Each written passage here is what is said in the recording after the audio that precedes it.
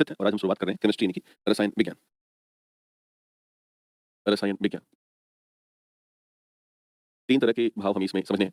एक तो हम देखेंगे अकार्बनिक रसायन विज्ञान, अकार्बनिक रसायन विज्ञान या इनऑर्गेनिक केमिस्ट्री और दूसरा हम देखेंगे कार्बनिक रसायन विज्ञान या इसे कहते हैं ऑर्गेनिक केमिस्ट्री और तीसरा पार्ट हम यहाँ पर देखने वाले हैं वो है भौतिक रसायन विज्ञान। इसे कहा जाता है फिजिकल केमिस्ट्री। तो इन 3 पार्टों पर हम विचार करेंगे और आमतौर पर इन्हीं तीनों के साथ रसायन विज्ञान की संपूर्णता हमारे सम्मुख आ जाती है। बस हमें ये ध्यान देना होता है कि इन तीनों का जो दृष्टिकोण है, इनकी है तो काफ़ी टफ ही है, बट जो जनरल साइंस के तहत रसायन विज्ञान आता है, इन तीनों की जो पढ़ाई होती है, वो 2 लेवल पर होती है। एक लेवल ये है कि सामान्य समझ अथवा अवधारणा और दूसरा होता है इसका पढ़ाई का स्तर वो है दैनिक जीवन में रसायन विज्ञान की भूमिका। दैनिक जीवन में रसायन विज्ञान की भूमिका, रसायन विज्ञान की भूमिका। तो आमतौर पर इन तीनों को पढ़ाने को लेकर के हमारा जो पूरा का पूरा सिस्टम होगा या पूरी-पूरी जो जानकारी होगी, वो इसी रूप में होगी कि हम सामान्य समझ और अवधारणाओं पर आधारित रहें और दूसरा कोई भी रसायन विज्ञान इस स्तर पर देखा जाए कि उसे हम दैनिक जीवन में किस स्तर पर लेकर के चलेंगे। गुड मॉर्निंग, नमस्ते और अपनी कॉपी में इसे लिखिएगा और हम क्रमबद्ध रूप से आपको हर एक सेक्शन पर विचार करेंगे। ध्यान देना कि मैंने एक प्रॉपर वाइड कवरेज करने का प्रयास किया है, बशर्ते रसायन विज्ञान में आपको याद करने की आवश्यकता होती है। यानी ये कैप्शन बेहद आवश्यक है कि आपको याद करना होगा और दूसरा आपको दोहराव करना होगा। रीज़न रसायन विज्ञान में ऐसा कुछ भी समझ को अगर बताएँ, तो समझ करने के लिए मात्र 10% है और रसायन विज्ञान में याद करने के लिए 90% है। तो अब आपके पाले में गेंद हम डालने जा रहे हैं क्योंकि समझाना तो हमारा काम है ही, वो तो हम बताएँगे ही बताएँगे। लेकिन उस समझ को यहाँ रखना या मेमोराइज़ करना वो आपका काम है। ये हर विषय का अपना एक रेंज होता है, अपनी प्रवृत्ति होती है। जैसे बायोलॉजी की अपनी प्रवृत्ति थी कि उसमें हमारा रोल ज़्यादा था, हमने समझाया। फिज़िक्स में हमारा रोल ज़्यादा था, हमने समझाया। बट जो केमिस्ट्री है इसमें आपका रोल ज़्यादा है। कारण मेरा काम बताना है, इन्फॉर्मेशन देना है और आपको एक सही सिस्टम में एक अच्छा-सा नोट्स बनवा देना है। बट आप इसे क्या करेंगे कि याद करेंगे और अगर आप ऐसा करके जा रहे हैं, तो मेरी नज़र में 4-5 प्रश्न आपके सही हो जाएँगे और 4-5 प्रश्न आम प्रश्न तो होते नहीं हैं, अच्छे खासे प्रश्न हैं। सर ये सब टॉपिक 71 में पढ़े थे और उसी से कवर कर लिए। हाँ, तो ठीक है, दैट्स गुड।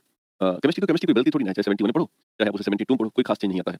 टेक्नोलॉजी में बड़े स्तर पर चेंज आता है, तो उसी की बात हम कर रहे हैं। अगर आप पढ़ लिए हैं तो बस दोहराएँ। यहाँ पर अगर आप वहाँ पढ़ लिए हैं, वहाँ नोट्स बन गया है, यहाँ केवल और केवल दोहराने पर फोकस करें। जितनी भी देर हम पढ़ाएँ, वो आपका दोहराव वाला समय होना चाहिए। अगर आप नहीं पढ़े हैं, जो हमारे नए छात्र हैं, उनको मेरी सलाह है कि बड़े आराम से इसको नोट्स बनाते चलें और एक अच्छी जगह पर लिख लें, जिससे कि पढ़ाई हमारी ठीक ढंग से हो सके। आइए शुरुआत करते हैं। तो हम लोग पहले जो पढ़ाई का शुभारंभ करने जा रहे हैं, वो है अकार्बनिक रसायन विज्ञान, यानी कि इनऑर्गेनिक केमिस्ट्री। अकार्बनिक रसायन विज्ञान को पढ़ते समय हमें 3 लेवल पर बातचीत करनी है। तो आइए शुरुआत करते हैं अकार्बनिक रसायन विज्ञान। अकार्बनिक रसायन विज्ञान और इसमें 3 स्तर पर हम चर्चाओं को शामिल करेंगे। एक स्तर पर हम शामिल करेंगे धातु यानी कि मेटल, धातु यानी कि मेटल। दूसरा हम देखेंगे अधातु यानी कि नॉन मेटल और तीसरा हम देखेंगे उपधातु, उपधातु या सब मेटल अथवा मेटालॉइड और चौथा पर हम विचार करेंगे वो है मिश्र धातु या एलॉय, मिश्र धातु या एलॉय। तो ये 4 ऐसे हिस्से हैं जहाँ से आजकल प्रश्न बन सकता है ना? तो सर जी 15 ईयर ओल्ड बुक से हो जाएगा। अब प्रयास करो, मे बी काम बन जाए। Thank you sir. 3 bar revision हो रहा है। ठीक है, अच्छी बात है। तो इन तीनों पर विचार करेंगे। पहले नज़र डालते हैं धातु यानी मेटल्स के बारे में। तो हमारे पास-पास ऐसे बहुत सारे मेटल हैं जिनको हम अपनी भाषा में जानते हैं। साउंड ठीक है, हाँ ठीक है, इट्स ओके। साउंड नहीं आ रहा है अनम्यूट कब अब उनकी व्यक्तिगत समस्या होगी ना तो इट्स ओके। सबको सामूहिक तौर पे ठीक कर दो और आप बोले थे कि शालिनी कुमारी बेटा, हमने पूरा पढ़ा दिया है, नोट्स की आवश्यकता नहीं है, है ना? तो जब मैं बोला था तब जब बिल्कुल एग्ज़ाम सामने था। बाकी मैंने पूरा लिख-लिख के पढ़ाया चूँकि आप आते ही नहीं हो पढ़ने, अतः आप इस तरह की बातें करते हो। रोज़ नोट्स बनाओ, अच्छे से काम करो, हुँ? फिज़िक्स पर, केमिस्ट्री, बायोलॉजी पर हमने ठीक-ठाक घंटे बिताए हैं आपके साथ। अगर आप उतना नोट्स बना लेते हैं कॉपी में और प्लस में पीवाईक्यू हल कर लेते हैं, तो मेरे हिसाब से वही हाल है ना, बेटा ना ब्रह्मा कभी पूर्ण नहीं हुए, हम आप तो इंसान हैं, समझ रहे हो? तो जब आप पूछते हो ना कि नोट्स दे दो और क्या करें? पहले जो किए हैं उसको कर लो अच्छे से, हुँ? बाकी कहो कि ब्रह्मा संपन्न हो जाएँ, तो वो भी नहीं पूर्ण हो सकते, हम आप तो बहुत छोटी तुच्छ सी वस्तु हैं। तो इस लेवल पर ध्यान दो, आप कोशिश करो। नहीं सर केमिस्ट्री वाला नोट्स आप बोले थे, हाँ, तो दे रहा हूँ नीचे, पीछे ना नोट्स ही देने जा रहा हूँ। यही नोट्स है, जो मैं बताऊँगा इसको नोट्स मान लो, ठीक है? जो मैं बताने जा रहा हूँ इसको क्या मान लो? Notes, clear? अभी नोट्स मैं पढ़ा के देके चला जाऊँगा, इसको प्रिंट आउट करा लेना, ओके? ठीक है शालिनी? जी, तो ये कोशिश करो। हाँ, अब ज़्यादा मत कमेंट करो शालिनी, इसके बाद ना आप सीमा रेखा पार कर जाओगी, तो फिर आपको भी ब्लॉक कर दिया जाएगा यहाँ से। ये ध्यान रखो। बेटा ना मैं आपको समझा तो दिया सारी बात। या। ठीक, तो अब ध्यान दो प्लीज़ निवेदन है कि जो पढ़ा रहा हूँ उस पे काम करो और इसको ना अच्छी तरीके से लिख लो। बिना लिखे ना बेटा आप संभव नहीं कि याद कर सको। आज तक कोई ऐसा जन्म नहीं ले पाया है कि जो ऐसे एक सरसरी निगाह से चिट्ठी बन के याद कर ले। राइटिंग करना पड़ेगा, लिखना पड़ेगा, छोटे-छोटे खंडों में आपको बाँटना पड़ेगा। मेरे सामने रोज़ बच्चे आते हैं, तो मेरा दिन भर का बेटा यही काम है कई सालों से। तो जो मैं समझाऊँ उसको हृदय से समझो, ना समझो तो आपकी मर्ज़ी है। खैर आइए देखा जाए।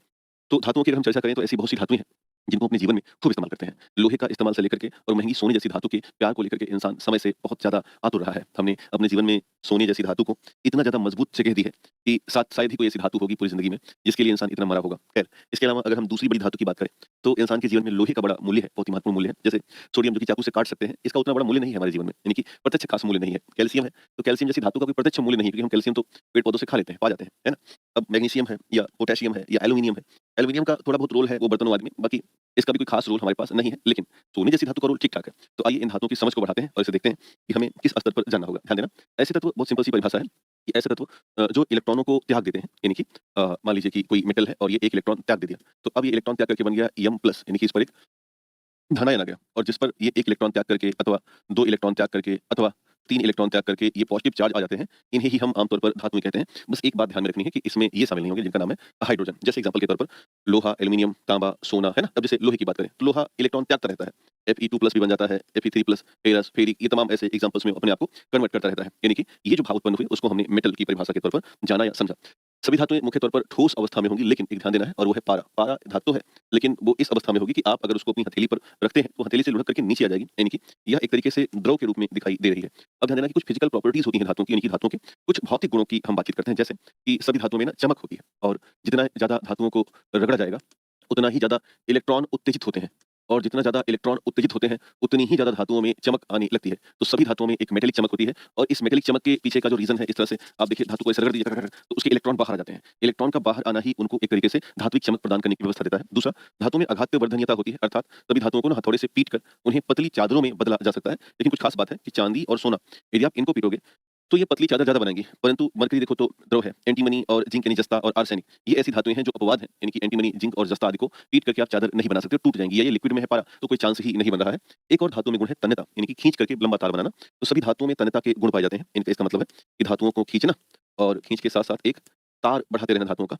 तो ये लगभग-लगभग होता है, जैसे अब मान के चलना कि सोना है, चांदी है, इन सब में एक लंबा तार बनाने की क्षमता होती है। परंतु याद रखिएगा पारा और जस्ता 2 ऐसे महत्वपूर्ण पॉइंट्स हैं जिनको हम अपवाद के रूप में जानते हैं, यानी कि इनकी जो ड्यूक्टिलिटी है वो नहीं होगी। भाई कॉमन सी बात है, जस्ता खींचेंगे तो टूट जाएगा और पारा लिक्विड है तो कोई खींचने का चांस बनता ही नहीं है।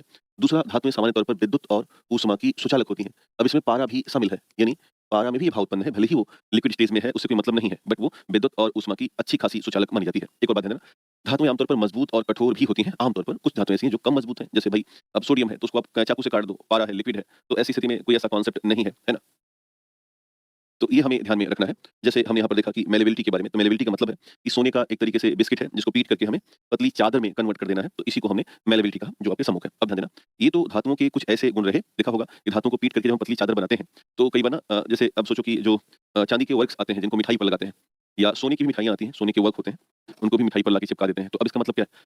कि कुछ धातुएँ खाई भी जा सकती हैं। भई अब देखो एल्यूमीनियम की फॉइल होती नहीं है जिन पे हम रोटी लपेटते हैं, तो उनको इतना पतला बनाया है पीट करके कि अब वो कई अलग-अलग चीज़ों में इस्तेमाल हो जाती हैं। तो ये कुछ धातुओं के फिजिकल प्रॉपर्टीज़ रही हैं, फिजिकल गुण रहे हैं, है ना? सुनिएगा और समझिएगा और अच्छे से कॉपी में नोट डाउन कर लीजिएगा। मैं फिर से बता रहा हूँ, जितना मैटर हम आपको देने जा रहे हैं that's enough for a EDO, full enough for a EDO. बशर्ते आप इसे खंडों में तोड़िए। जैसे आज मैं आपको तकरीबन 6 घंटे पढ़ाने वाला हूँ, अभी का और शाम का मिला करके।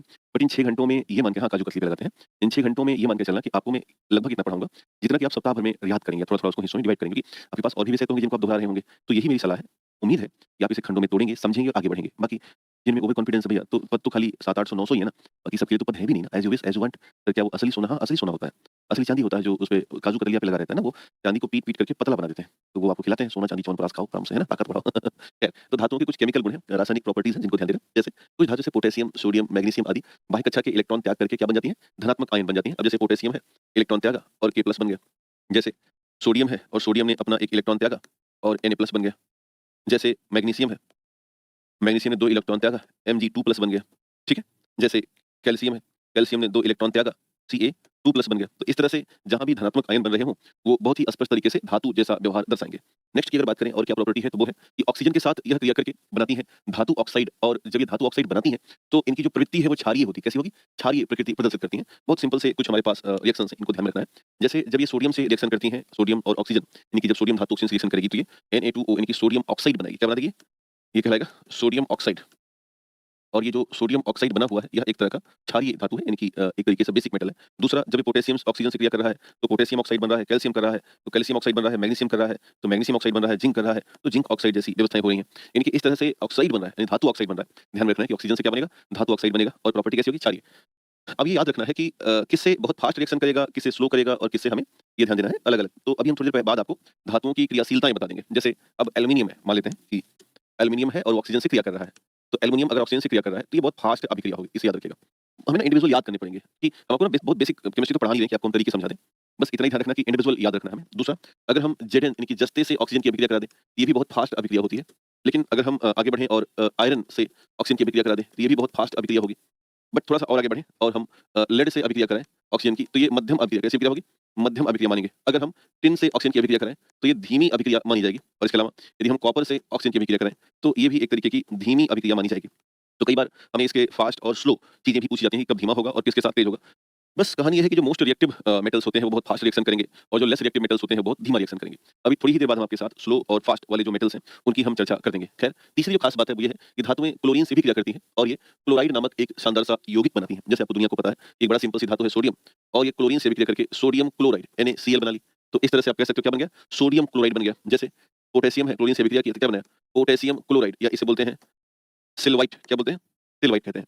अच्छा देखो, सिल्वाइट वगैरह का देखो तो अभी आजकल बहुत शॉर्टेज आ गया, मिडल ईस्ट में युद्ध हो रहा है। दरअसल इसका इस्तेमाल करके हम उर्वरक बनाते हैं, उधर से मंगाते थे सिल्वाइट आदि। तो इसलिए अब भारत को यूक्रेन से भी आता था, तो भारत को सिल्वाइट को लेकर के रिस्क टेक्निकल हो गया है। खैर, अगर मान के चलो कि लोहा है, Fe है, तो Fe है, क्लोरीन से अभिक्रिया कर दिया, तो बना दिया क्या? FeCl2, FeCl2 बना दिया। कैल्शियम है, तो क्लोरीन से अभिक्रिया कर दिया, तो क्या बना? Calcium chloride CaCl2। मैग्नीशियम है, क्लोरीन से अभिक्रिया कर दिया, तो क्या बना दिया? Magnesium chloride MgCl2। तो इस तरह से हमें ये जो एग्जांपल्स हैं, उन्हें हमें ध्यान में रख कर के चलना है और ये बताते हुए चलना है कि कौन कब कैसे अभिक्रिया कर रहा है और क्या रासायनिक भाव उत्पन्न होने वाले हैं। खैर, इसके बाद अगर तीसरा देखें तो चांदी और सोने जैसी धातुएं तनु अम्लों से अभिक्रिया नहीं करती। क्यों नहीं करती? अब आप घर पे लिखना, पीडीएफ आपको मिल जाएगा, है ना? क्यों नहीं करती? क्योंकि ये ना बहुत कम रिएक्टिव धातुएं में मानी जाती हैं, इसलिए तनु अम्लों से इनमें अभिक्रिया नहीं होती। कारण ये हाइड्रोजन की तुलना में बहुत कम अभिक्रियाशील होती हैं। ऐसे समझना ये। तो अब मैं क्रम आपको याद करा दे रहा हूँ। ये हाइड्रोजन है ना, इसके ऊपर की जो धातुएं हैं, sodium, potassium, calcium, magnesium, aluminium, zinc, लोहा, ये सब अधिक क्रियाशील धातुएं होती हैं। ये सब अधिक क्रियाशील धातुएं होती हैं। और अगर हम इसके नीचे जाएँ, इनकी हाइड्रोजन के नीचे जाएँ यहाँ पर, तो ये मिलेंगी कॉपर, Ag, Au, प्लेटिनम। ये जो धातुएँ होती हैं, ये निम्न अभिक्रियाशील होती हैं। निम्न अभिक्रियाशील होती हैं। तो हमने ना एक अपना सेटअप बना रखा है केमिस्ट्री में और वो ये है सेटअप। मसलन हाइड्रोजन, ये हाइड्रोजन के ऊपर हो, जितना ऊपर होते जाओगे उतना ही फास्ट रिएक्टिव रहोगे, यानी कि बहुत ज़्यादा तीव्र अभिक्रिया करेंगे। हाइड्रोजन के नीचे रहोगे, अगर आप धातु की कैटेगरी में हो, तो आप बहुत स्लो अभिक्रिया करोगे। तो ध्यान देना कि जो चांदी और सोना है वो कहाँ पर है? यहाँ है, Ag, Au। तो चांदी और सोना तनु अम्लों से क्रिया नहीं करती हैं। इसके पीछे का पॉइंट आपको बताया गया। ये अपनी जो हालात है वो हाइड्रोजन से नीचे रखती हैं। कहाँ रखेंगी? हाइड्रोजन से नीचे रखेंगी। बस मैं आपको वादा कर रहा हूँ, हूबहू ऐसे उतार लेना और थोड़ा बहुत ब्रेन का इस्तेमाल करके याद रखिएगा, काफ़ी कुछ आपका आसान हो जाएगा। खैर, तो यहाँ पर एक हमने लिस्ट बना रखी है कि मेटल्स हैं और वो किसके साथ या जल के साथ कैसे अभिक्रियाएँ करती हैं। तो यहाँ पर एक अपने बगल में हेडिंग डाल देना, धातु और जल के साथ अभिक्रिया। धातु व जल की विभिन्न अवस्थाओं के साथ अभिक्रिया। जल की विभिन्न अवस्थाओं के साथ अभिक्रिया, के साथ अभिक्रिया। तो ये ध्यान में रखना है कि धातुएँ और वो जल के साथ कैसे अभिक्रिया करती हैं और उनके एग्ज़ाम या उनके सवाल कैसे आ सकते हैं। हाँ, हाइड्रोजन है ना, लेस रिएक्टिविटी और फास्ट रिएक्टिविटी की बात है। तो जो पोटेशियम है, इनको ध्यान में रखिएगा। पोटेशियम जो होती है वो बहुत ही तेज़ी से ठंडे जल से अभिक्रिया करती हैं और वो पोटेशियम हाइड्रॉक्साइड बनाती हैं। सोडियम भी ठंडे जल से अभिक्रिया करती हैं। सोडियम हाइड्रॉक्साइड और हाइड्रोजन गैस अलग करती हैं। ध्यान देना, यहाँ पर हाइड्रोजन गैस अलग हो रही है और प्लस में पोटेशियम हाइड्रॉक्साइड और सोडियम हाइड्रॉक्साइड बन रहा है। तो ये ध्यान रखना कि जो पोटेशियम है, P, यानी कि ये जो पोटेशियम है और दूसरा सोडियम है, ये ठंडे पानी से रिएक्शन कर सकता है। दूसरा जो कैल्शियम है, ये उतना रिएक्टिव तो नहीं है, लेकिन फिर भी ठंडे पानी से अभिक्रिया कर ले रहा है और कैल्शियम हाइड्रॉक्साइड और हाइड्रोजन गैस रिलीज़ करता है। तो एक बात तो ध्यान देना कि जब भी पानी से अभिक्रियाएँ हो रही हैं, तो वो मेटल हाइड्रॉक्साइड, क्या? मेटल हाइड्रॉक्साइड और प्लस में हाइड्रोजन गैस उत्पन्न होती है, ये ध्यान रखना है। और दूसरा, अगर हम मैग्नीशियम की बात करें तो मैग्नीशियम गर्म जल से अभिक्रिया करेगा और मैग्नीशियम हाइड्रॉक्साइड देता है। तीसरा, एल्यूमीनियम स्टीम से, आयरन स्टीम भाप से और जिंक भाप से। बट कौन-कौन अभिक्रिया नहीं करते हैं पानी से, वो याद रखिएगा। तो वो 4 भाई लोग हैं, लेड, सिल्वर, गोल्ड और कॉपर। लेड, सिल्वर, गोल्ड और कॉपर, ये पानी से अभिक्रिया नहीं करते हैं। ये पानी से अभिक्रिया नहीं करते हैं। तो इसका अपना एक अपनी कॉपी में ग्राफ ऐसे रिप्रेजेंट कर लेना, एक ऐसा ग्राफ बना लीजिएगा, एग्जाम में यहाँ से पूछ सकता है। खैर, अब नीचे एक नोट डाल देना उसके बाद, और नोट में लिखना है कि जब धातु आसानी से परमाणु के इलेक्ट्रॉन का त्याग करके धनायन बनाती हैं, तो वो बहुत ज़्यादा विद्युत धनात्मक आयन बन जाते हैं, जो हम अभी थोड़ी देर पहले जाने थे। और जो जितना तेज धनायन बनेंगी, वो उतना ही ज़्यादा अभिक्रियाशील होती हैं। और जो धातुएँ आसानी से इलेक्ट्रॉन का त्याग नहीं करती हैं, वो कम विद्युत धनात्मक होती हैं और उन्हें कम अभिक्रियाशील कहते हैं। जैसा कि हमने देखा potassium, sodium, calcium, magnesium, aluminium, zinc और लोहा और लेड। इसके बाद क्या था? हाइड्रोजन। हाइड्रोजन नीचे क्या-क्या है? कॉपर, Hg, Ag, Au और प्लेटिनम। ये कुछ ऐसी धातुएँ हैं जो हाइड्रोजन के नीचे हैं। तो ना इसको याद रखना है कि इसके ऊपर ये जो मोस्ट रिएक्टिव है और ये लीस्ट रिएक्टिव होती हैं। कौन-कौन? कॉपर, पारा, Ag, Au, है ना? तो इसे हमें ध्यान देना है कि कॉपर, मरकरी, सिल्वर, गोल्ड और प्लेटिनम। सिल्वर, गोल्ड और प्लेटिनम ये लेस रिएक्टिव है और ये फास्ट रिएक्टिव है। यहाँ से एग्जाम में पूछा जा सकता है। तो इस तरह से दोस्तों धातुओं के कुछ रासायनिक गुण रहे और धातुओं के कुछ भौतिक गुण रहे जिन्हें हमें यहाँ रखते हुए चलना है। उम्मीद है कि धातु का परिचय आपने हासिल किया, धातु के भौतिक गुणों को आपने देखा और दूसरा हमने धातुओं के रासायनिक गुणों को अच्छे से समझा। अब हम ये देखेंगे कि आखिर इस पूरी दुनिया में जब इंसान आया होगा और वो धातुओं को कहाँ पाया होगा। तो आमतौर पर ध्यान रखना धातुएं 2 स्तर पर होती हैं। एक होती हैं जो कि मिश्रित अवस्था में मिलती हैं और एक होती हैं जो स्वतंत्र अवस्था में मिलती हैं। जो धातुएं बहुत ज़्यादा अभिक्रियाशील होती हैं, यानी कि जो धातुएं मोस्ट रिएक्टिव होती हैं, वो धातुएं मिश्रित अवस्था में ही मिलती हैं और जो धातुएं मुक्त अवस्था में होती हैं, यानी स्वतंत्र अवस्था में, वो बहुत कम अभिक्रियाशील होती हैं। कम अभिक्रियाशील होती हैं। मतलब ऐसे मान के चलना कि जैसे हम आपको बता रहे हैं, सोडियम की चर्चा कर रहे हैं, एल्यूमीनियम की, तो हमेशा ये मिश्रित अवस्था में मिलेंगी। लेकिन अब जरा देखो सोना सॉरी एयू देखो, तो सोना अक्सर आपने देखा होगा कि लोग नदियों के बहते हुए पानी से जो उनमें रेत होती है, उसको छान-छान के भी सोना निकालते रहते हैं। मतलब कोई खास ऐसा निष्कर्षण का तरीका नहीं है, सिंपल है। या आप मिट्टी के अंदर या खुदाई करके अब देखा होगा अपने अफ्रीकन कंट्रीज़ में, मिट्टी बहुत गहरी खोदते-खोदते चले जाते हैं और वहीं से अंदर में उनको सोने के हिस्से मिलते रहते हैं। तो ये धातुएँ मिट्टी में स्वतंत्र अवस्था में होंगी, सीधे तौर पर मिल जाती हैं। बट जैसे एल्यूमीनियम है, ये रिएक्टिव धातु है ना? बॉक्साइट है, तो ये सब रिएक्टिव है। अभी मिलेंगी कैसे? ये मिट्टी में या जो मिनरल्स हैं, अयस्क हैं, उनमें मिश्रित अवस्था में होती हैं। तो ये हमें ध्यान में रखना है। लेकिन इंसान को तो सारी धातुएँ चाहिए थी, तो उसने धातुओं को खोदा मिट्टी से और उसके निष्कर्षण की बात की, उसके शोधन की बात की, जिसे हम मेटलर्जी के नाम से जानते हैं। तो आइए उसी पर हम चर्चा करें और देखें कि आखिर इंसानी जीवन में पहली बार धातु कैसे मिली। तो पहली बात ध्यान देना कि कम सक्रिय धातु यानी कि प्रकृति में मुक्त अवस्था में होती हैं। इनको आप यूँ ही प्राप्त कर सकते हैं जैसे सोना, चांदी, तांबा और प्लेटिनम आदि। और अधिक सक्रिय धातु प्रकृति में संयुक्त अवस्था में पाई जाती है जैसे कि सोडियम, पोटेशियम, कैल्शियम और मैग्नीशियम। वही बात जो हम लोगों ने पहले चर्चा में शामिल की। अब ध्यान देना धातुओं को हासिल करने गए तो इन्होंने ना क्या ढूँढा? खनिज ढूँढा कि भाई जरा हमें कुछ ऐसे मिनरल्स मिल जाते हैं जिसमें ये धातुएँ होती। तो धातु अथवा उनके यौगिक जो प्राकृतिक पदार्थ जो कि मिट्टी तल के नीचे पाए जाते हैं, प्रकृति में संयुक्त अवस्था में होते हैं, उनको हम खनिज या मिनरल कहते हैं। क्या बोलते हैं? खनिज या मिनरल कहते हैं। और वो खनिज चट्टानें जिसमें धातुएँ बहुत आसानी से मिल जाएँ, कम खर्चे में मिल जाए, उनको हम ओर या अयस्क कहते हैं, है ना? खनिज 2 तरह के होते हैं भैया। एक खनिज होते हैं जो बहुत बकवास टाइप के खनिज होते हैं, यानी कि उसमें आप मिट्टी ज़्यादा पाओगे, बकवास चीज़ ज़्यादा पाओगे, धातु की मात्रा इतनी-सी होती है। तो वो हमारे कुछ फ़ायदे के खनिज नहीं है। लेकिन एक खनिज बहुत अच्छे होते हैं, जिसमें मिट्टी नाम मात्र की है, अपशिष्ट पदार्थ बिल्कुल होते ही नहीं है, ज़्यादा हिस्सों में मेटल होता है। तो वो तो भाई बहुत काम की चीज़ है भाई, हम गए थे मान लो निकालने के लिए सोना, तो हमें सोना चाहिए। अब हम उनका मिनरल्स पा गए, उसमें माटी ज़्यादा मतलब माटी ज़्यादा लोहा कम है, लोहा निकालने गए तो। लेकिन एक ऐसा हमें मिनरल्स दिखा जिसमें क्या है, मिट्टी कम है, लोहा ही लोहा है, तो हम तो वही चाहेंगे। तो अयस्क में इतना ही अंतर है कि अयस्क वास्तव में सभी अयस्क खनिज होते हैं, परंतु सभी खनिज अयस्क नहीं हो सकते, क्योंकि सभी खनिज उतने अच्छे नहीं होते हैं। ध्यान देना, जो बेस्ट क्वालिटी का खनिज है, वही अयस्क होगा। इसे आपको याद रखना है। जैसे कुछ मैं आपको अयस्क के नाम बताऊँ, फेमस अयस्क हैं, जैसे यहाँ पर देखो ये आपको रेड कलर दिख रहा है, तो ये बॉक्साइट है। ये है बॉक्साइट अयस्क और जब बॉक्साइट अयस्क पाया गया, तो इससे हमें एल्यूमीनियम मिल गया। जैसे ये है हेमेटाइट, तो जब हम हेमेटाइट अयस्क लाए, जिसे हम ब्लड स्टोन भी कहते हैं, क्या बोलते हैं? ब्लड अब आपसे एग्ज़ाम पूछ सकते हैं कि ब्लड स्टोन कौन-सा है? तो इससे हम लोहा पा गए, है ना? तो ऐसे ही अलग-अलग प्रकार के अयस्क हैं जिन पर हम या और हैं जिन पर हमने चर्चा की। अब आइए चलते हैं और धातुओं और उनके प्रमुख परिचय की बात करते हैं और उनके सभी अयस्कों को एक-एक करके याद करेंगे। यानी कि अब हमें धातुओं में क्या-क्या पढ़ना है? जब हम धातु के प्रकार पढ़ेंगे, यानी कि वही जो हमने क्रम देखा ना, जो क्रम हमने देखा उसी पर हम चर्चा करने वाले हैं कि किस आधार पर होगा। जैसे हमने देखा कि धातु की जो सक्रियताएँ हैं, है ना? उन सक्रियताओं की बात करें, तो अब इन्हीं धातुओं को हम क्रमबद्ध रूप में पढ़ेंगे। तो किसी भी धातु के अध्ययन के दौरान 2-3-4 बातें हमें ध्यान में रखनी होती हैं। एक तो धातु के अध्ययन के दौरान हमें क्या-क्या सीखना होगा? एक ये सीखना है कि आखिर इस धातु का अयस्क कौन-सा है, जहाँ से इसे आप हासिल कर सको। दूसरा हमें धातुओं में ये सीखना होगा कि इस धातु का रासायनिक और भौतिक परिचय क्या है? रासायनिक व भौतिक परिचय क्या होता है? रासायनिक व भौतिक परिचय क्या होता है? और तीसरा हमें ध्यान देना है कि इस धातु से बने हुए कौन-कौन से कंपाउंड हैं, यानी कि यौगिक कौन से होते हैं और इन कंपाउंड का हमारे दैनिक जीवन में क्या अनुप्रयोग है? हमारे दैनिक जीवन में क्या अनुप्रयोग है? इस पर हमें विचार कर लेना है।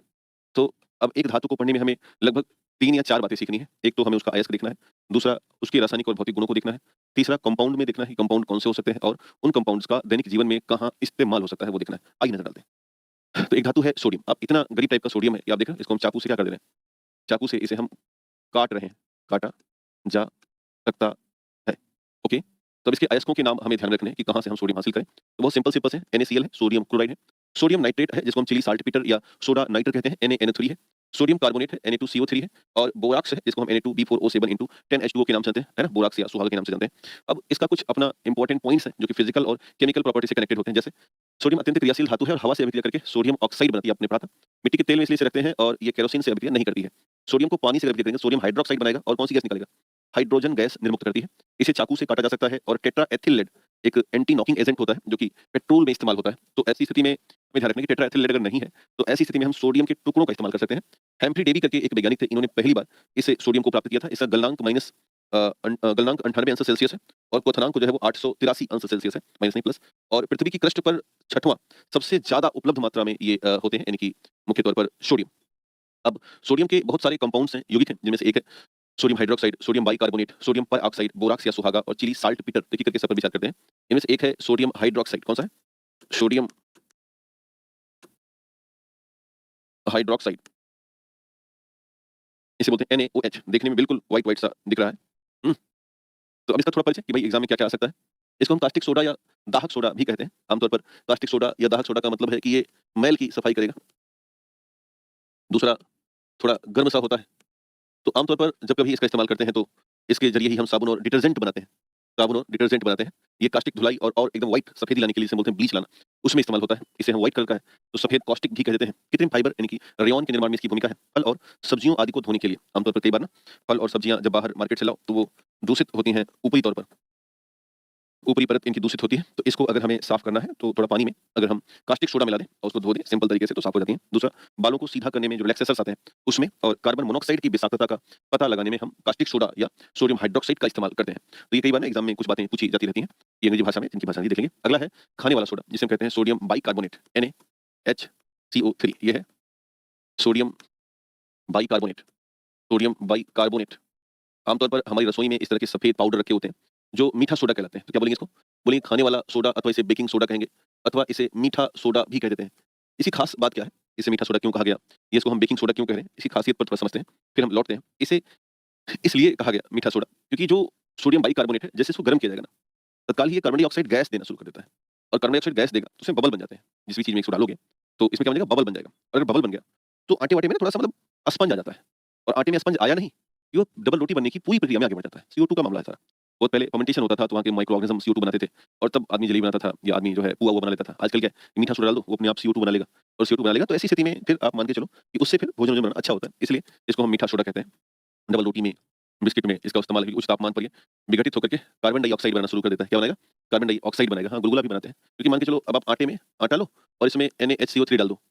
थोड़ी ही देर बाद आटे में ढेर सारे CO2 के बबल बनने लगते हैं। ये सारे के सारे बबल बन जाएँगे और जो हमारा डो है जिसे हमने बनाया हुआ है, वो डो इतने की बजाय इतना होने लगता है। इतने की बजाय इतना बड़ा हो जाएगा। तो अब इसमें देखो तो CO2 भर गया ना, स्पंज आ गया। पूरी तरह से आप देखोगे तो इसमें स्पंज आ जाएगा। ये कॉन्सेप्ट रहा है। एक और ध्यान देना कि इसका इस्तेमाल माउथ वाश बनाने में करते हैं। अगर पेट में एसिडिटी आ गया है तो थोड़ा-सा खा लो तो ये आसान कर ठीक कर देता है।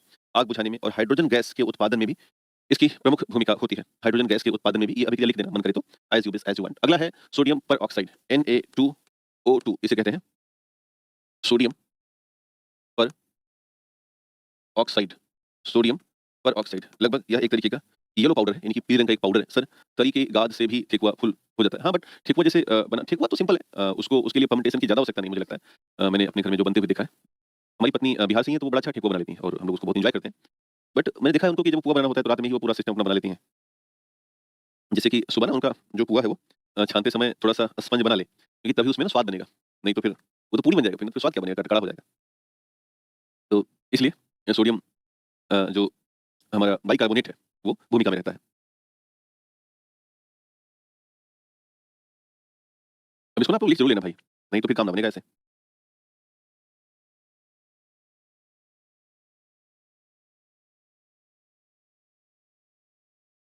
आइए, तो ये क्या है? सोडियम पेरोक्साइड, ध्यान देना, जहाँ भी पेरोक्साइड होगा, यानी कि O2 की मात्रा ज़्यादा होगी, वो आमतौर पर दुर्गंध खत्म करने में या सीरण खत्म करने में मुख्य भूमिका निभाता है। तो इसे हम फ्लोकूल अथवा सोलोजन के नाम से जानते हैं। ये कागज़ और वस्त्र निर्माण में और बीच में, यानी कि व्हाइटनेस लाने में, सफेदी लाने में मुख्य भूमिका निभाता है। सफाई कारक के रूप में बंद पड़े कमरे, अस्पताल और दुकान आदि की सफाई करने में, हमने कहा कि जहाँ भी होगा, ये आमतौर पे बहुत दिन तक रख दो ना, तो दुर्गंध समाप्त करना होता है इसकी। दुर्गंध समाप्त करने में ही ये फ्लोकूल इस्तेमाल होता है, मार्केट में आता है। और जो फ्लोकूल है, हाँ, एयर प्यूरिफिकेशन भी कर सकते हो, दुर्गंध समाप्त करना, है ना? या हवा को साफ करने में इसकी भूमिका होती है। तो मार्केट में फ्लोकूल आता है, फ्लोकूल ही बना होता है सोडियम पेरोक्साइड से। सोडियम ऑक्सीजन से अभिक्रिया करके क्या करेगा? सोडियम पेरोक्साइड बनाएगा, है ना? अब ऐसे समझना कि 2Na प्लस O2 तो बन जाएगा Na2O2, यानी कि सोडियम पेरोक्साइड। जब इसे हवा में रखते हैं तो यह पीले से क्या हो जाएगा? व्हाइट हो जाएगा। अभी ये पीला है, जब आप इसको एयर में संपर्क में लाओगे तो ये सफेद कलर का पाउडर बन जाएगा। एयर हट, यानी कि हवा में इसके जो पानी के अणु हैं धीरे-धीरे ऊपर भाग जाएँगे हल्के-हल्के।